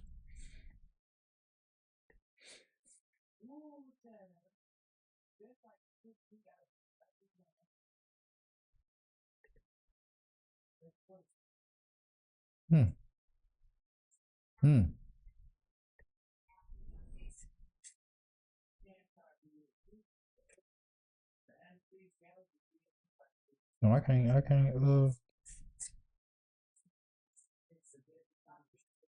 scroll up.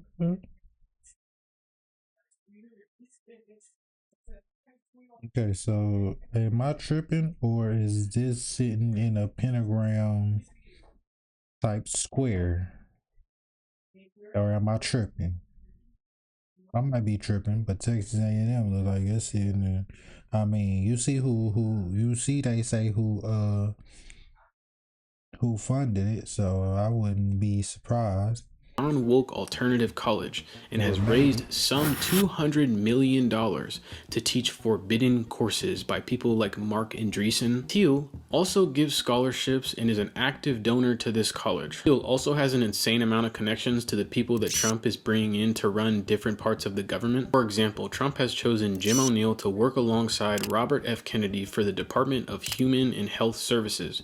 Jim O'Neill used to work for Peter Thiel, Trey Stevens, who is supposed to receive one of the highest ranking positions at the Pentagon, Defense Secretary, managing the defense budget and executing the priorities of the Secretary of Defense. Basically means unlimited funding for Palantir. Blake Masters, who has also worked for Thiel, is under consideration to head up the Bureau of Alcohol, Tobacco, Firearms, and Explosives. When Blake Masters found out he was up his position, he said that while he didn't have a clear visibility into the circumstances of this endorsement, he suspected members of the Trump campaign and friends helped make the case that the former president should call on him. Really? Friends? This guy's claiming he didn't even know Peter Thiel was going to call him up. Peter Thiel has also directly impacted how we see money entering politics today. Many entrepreneurs who had not been politically active said the opportunity was too good to pass up. The chance to influence the government is a huge opportunity, said Jack Abram, who leads Thiel's foundation. Honestly, this rabbit hole I have been on, connecting all these dots, seeing who has their hands in what company and what part of government they are going to be influenced, is truly mind-boggling and hard to even understand how deep all of this goes. I made this video prior to Donald Trump's inauguration, and this news article solidifies what I've been saying. A Trump party hosted by Peter Thiel with all of Silicon Valley. The party symbolized the euphoria of the tech industry on the cusp of Trump's presidency. The guest list included Mark Zuckerberg, Sam Altman, Miriam Adelson, and the Vice President-elect J.D. Vance. I don't think it's a coincidence that these things are being held at Peter Thiel's house, and this is just more evidence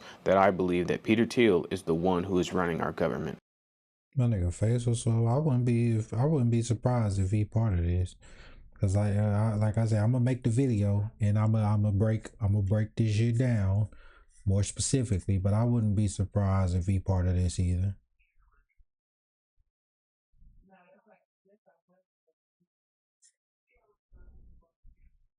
Cause he just started his channel.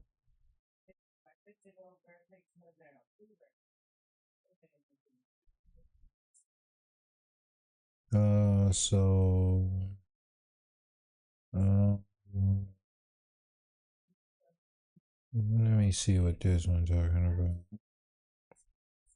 Crooked lobbyists illegally lobbying lobbyists into Washington. Biggest lobbyists in Washington. If you're a lobbyist who never gave us money, I didn't talk to you.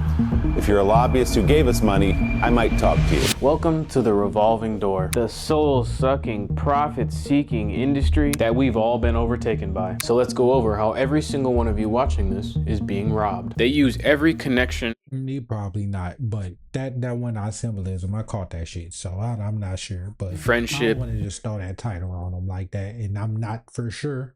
But you know, information to lobby for every just being vigilant.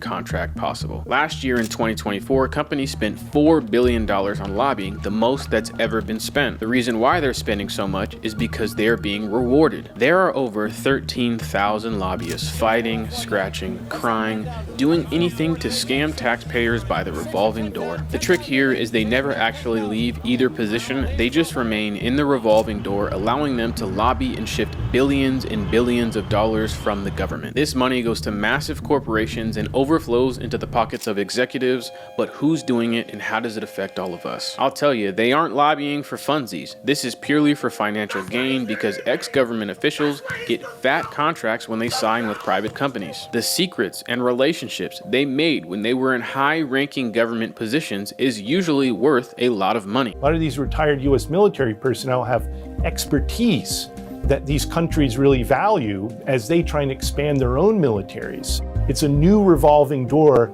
and it can be very lucrative for retired U.S. military personnel. Let's simplify this. Imagine I have a drug that I'm trying to get approved. I have to run studies on this drug to pass the FDA, but my results aren't showing up the way I want them to. In fact, my drug is even causing people's hearts to stop working when they take it. Well, that sounds like a pretty big deal, and it probably shouldn't be approved. I have a lot of money. I tell my lobby I wasn't gonna watch this, but now it seemed kind of interesting, so I'm gonna watch it. Hired with connections to call the director of the FDA and say, I need this drug to go through. And would you look at that, my drug passes and is signed directly by the director of the agency. But here's the thing, as simple as this is, it's happening. And this happened with a drug called Seroquel. The experts marked this drug with links to cardiac arrest, and the FDA staff said they had a very negative presentation on it, but somehow it still passed. And the company's takeaway that was testing the drugs came away as definitive and very dangerous. But it doesn't seem like that changed anyone's mind because the committee voted overwhelmingly to pass the drug. And not only did they pass the drug, but they passed it with no warnings or labels on it. Thomas Laffren was the director of psychiatry products at the FDA and signed the drug Seroquel to be used by the public. Keep in mind, they knew this drug was causing cardiac arrest. 2 years later, after signing it to the public, they had to put a warning on it because who could have known? It was causing people's hearts to stop. Seroquel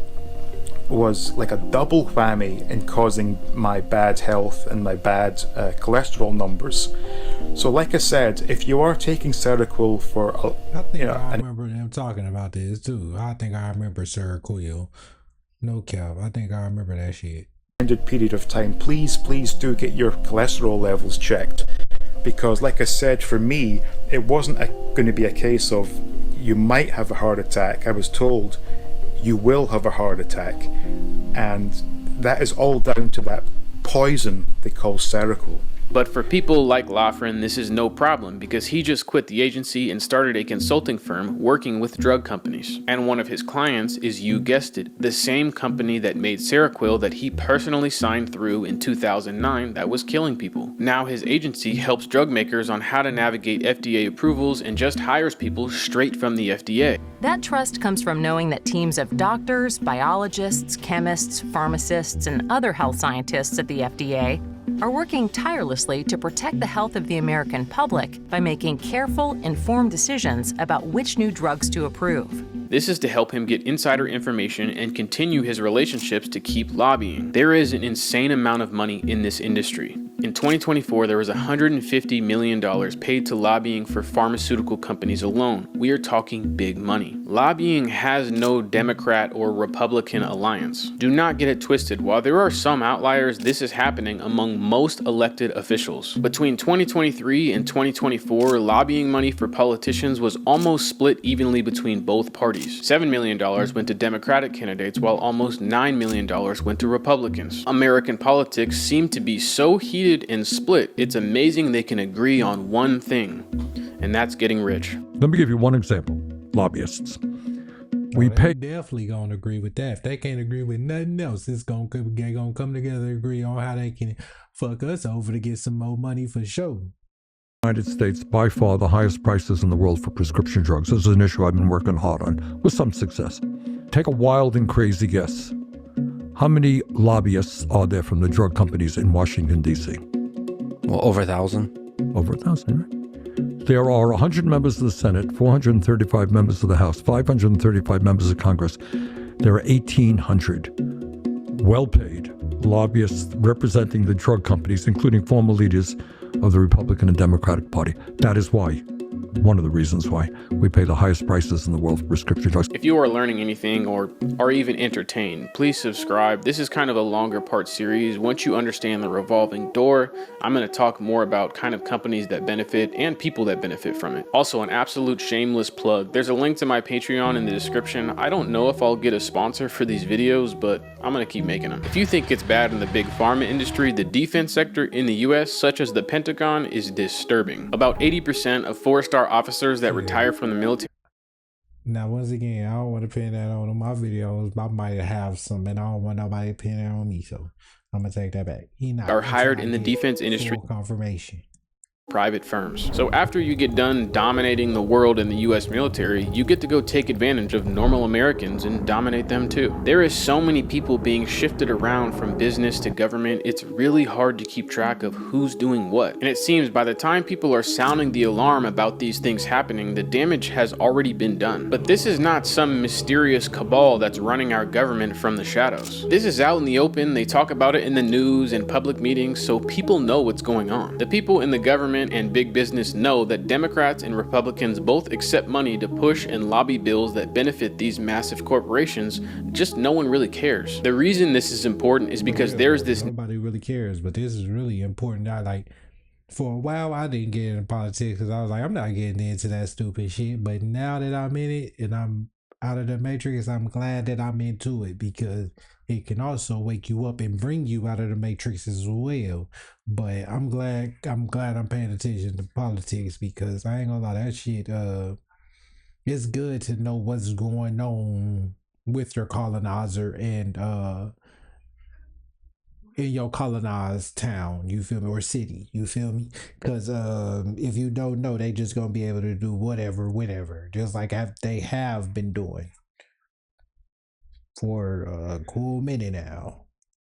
That these scary people are hiding in the shadows and taking advantage of everyone. No one is hiding, it's put out in the open, and they do it right in front of our faces because they just don't care. Most of the people that they put all the satanic imagery in, but well, because most of them symbols was not satanic or evil until they flipped and turned it into that. But they flashing all this satanic evil, all this bullshit, and you know what I'm saying. It's more blatant now than it was blatant back then. It was people calling it out like Craig G. Lewis and you know other people that was calling that shit out, but it wasn't really like no big thing like it is now. care don't have the wherewithal to stand up against these companies. And the people that do, they just pay them off, or I guess black bag them and send them to El Salvador. But who are they paying? As an example, in 2021, 36 individuals left the Pentagon to join private defense firms. The firms that hired these former Pentagon officials received over $89 billion in government contracts. Like, this shit is not a coincidence. I am able to find this information, it's just in places that are boring to read or the media doesn't put much play on it. Let's look at the revolving door of defense contractors receiving funding from the government, but now we'll put some faces and names to this. Heidi Grant worked for the Department of Defense from 2017 to 2020, overseeing a budget of around $50 billion.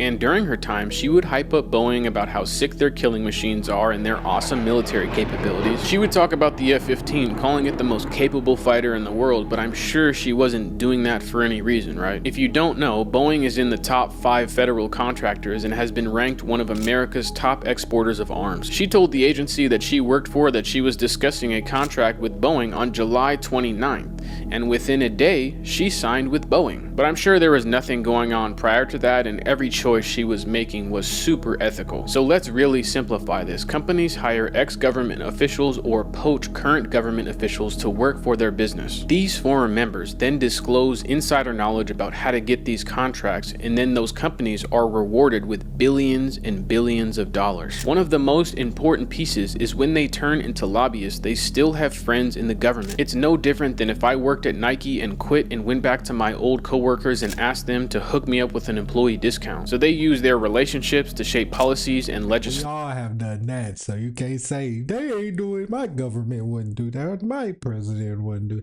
Nigga, you have even done it one time doing that shit. In whatever way fits the company they're lobbying for. But if we stick to the Nike analogy, it would be like if I created a business that partnered with resellers of Nike, which resellers are some of the worst people in the world, by the way. But anyways, so I tell my old manager that I have a relationship to make a rule that only sells shoes to people wearing red. I am now the only one with that information, so I tell my group of resellers to get Nikes, you have to wear red, and they go buy all the Nikes like the scum they are. I'm aware it's not the perfect analogy, but hopefully you get it. This happens everywhere. It happens in healthcare, military, education, literally anything they can privatize, they are going to lobby for. One reason it can be hard to keep track of all the money that is shifting hands is because lobbyists have to disclose who they talk to. But consultants or consulting firms don't have to tell people, so it kind of gets muddied in the background. When I hear people talk about the revolving door, a lot of the time it's focused here in the US. But let me tell you, lobbyists, ex-government officials will go wherever the money takes them. Even ex-military members, their loyalty is to money. The Saudi kingdom, after all, has deep pockets. The best example. Nigga, that's this whole monopoly matrix system, bro. That's the game.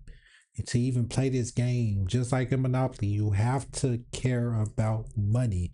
You have to chase that shit and do whatever it takes to get that shit. Especially if you want to be one of these want to be a billionaire motherfucker or some shit.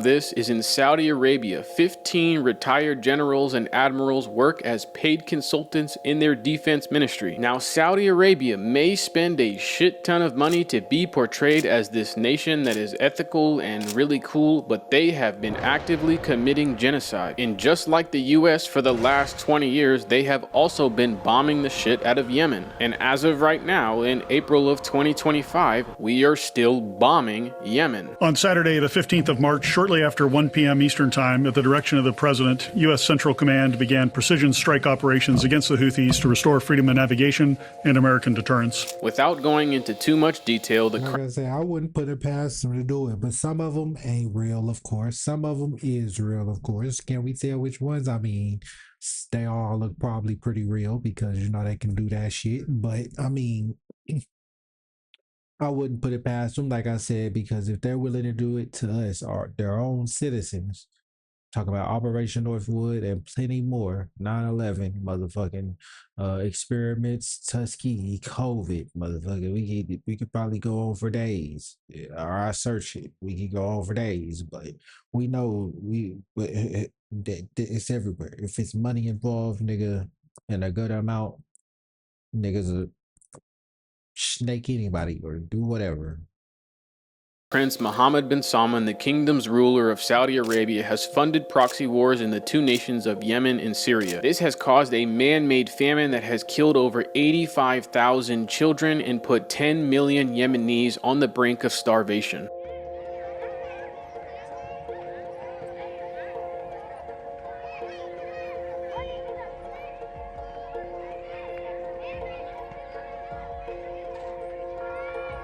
One of Saudi's biggest paid advisors is an ex-Marine, James L. Jones, who was a national security advisor to Barack Obama. All because they didn't really want the government either over there ruling over them like they wanted to rule over them, like the government wanted to rule over them, or just because they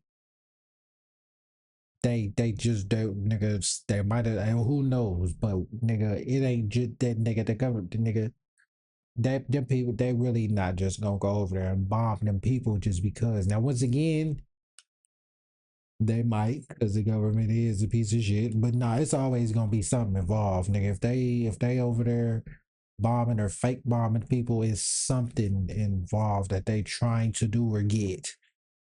Whether it's from us or whether it's from them, whether it's from whoever. They're just trying to get something or get some point across or whatever.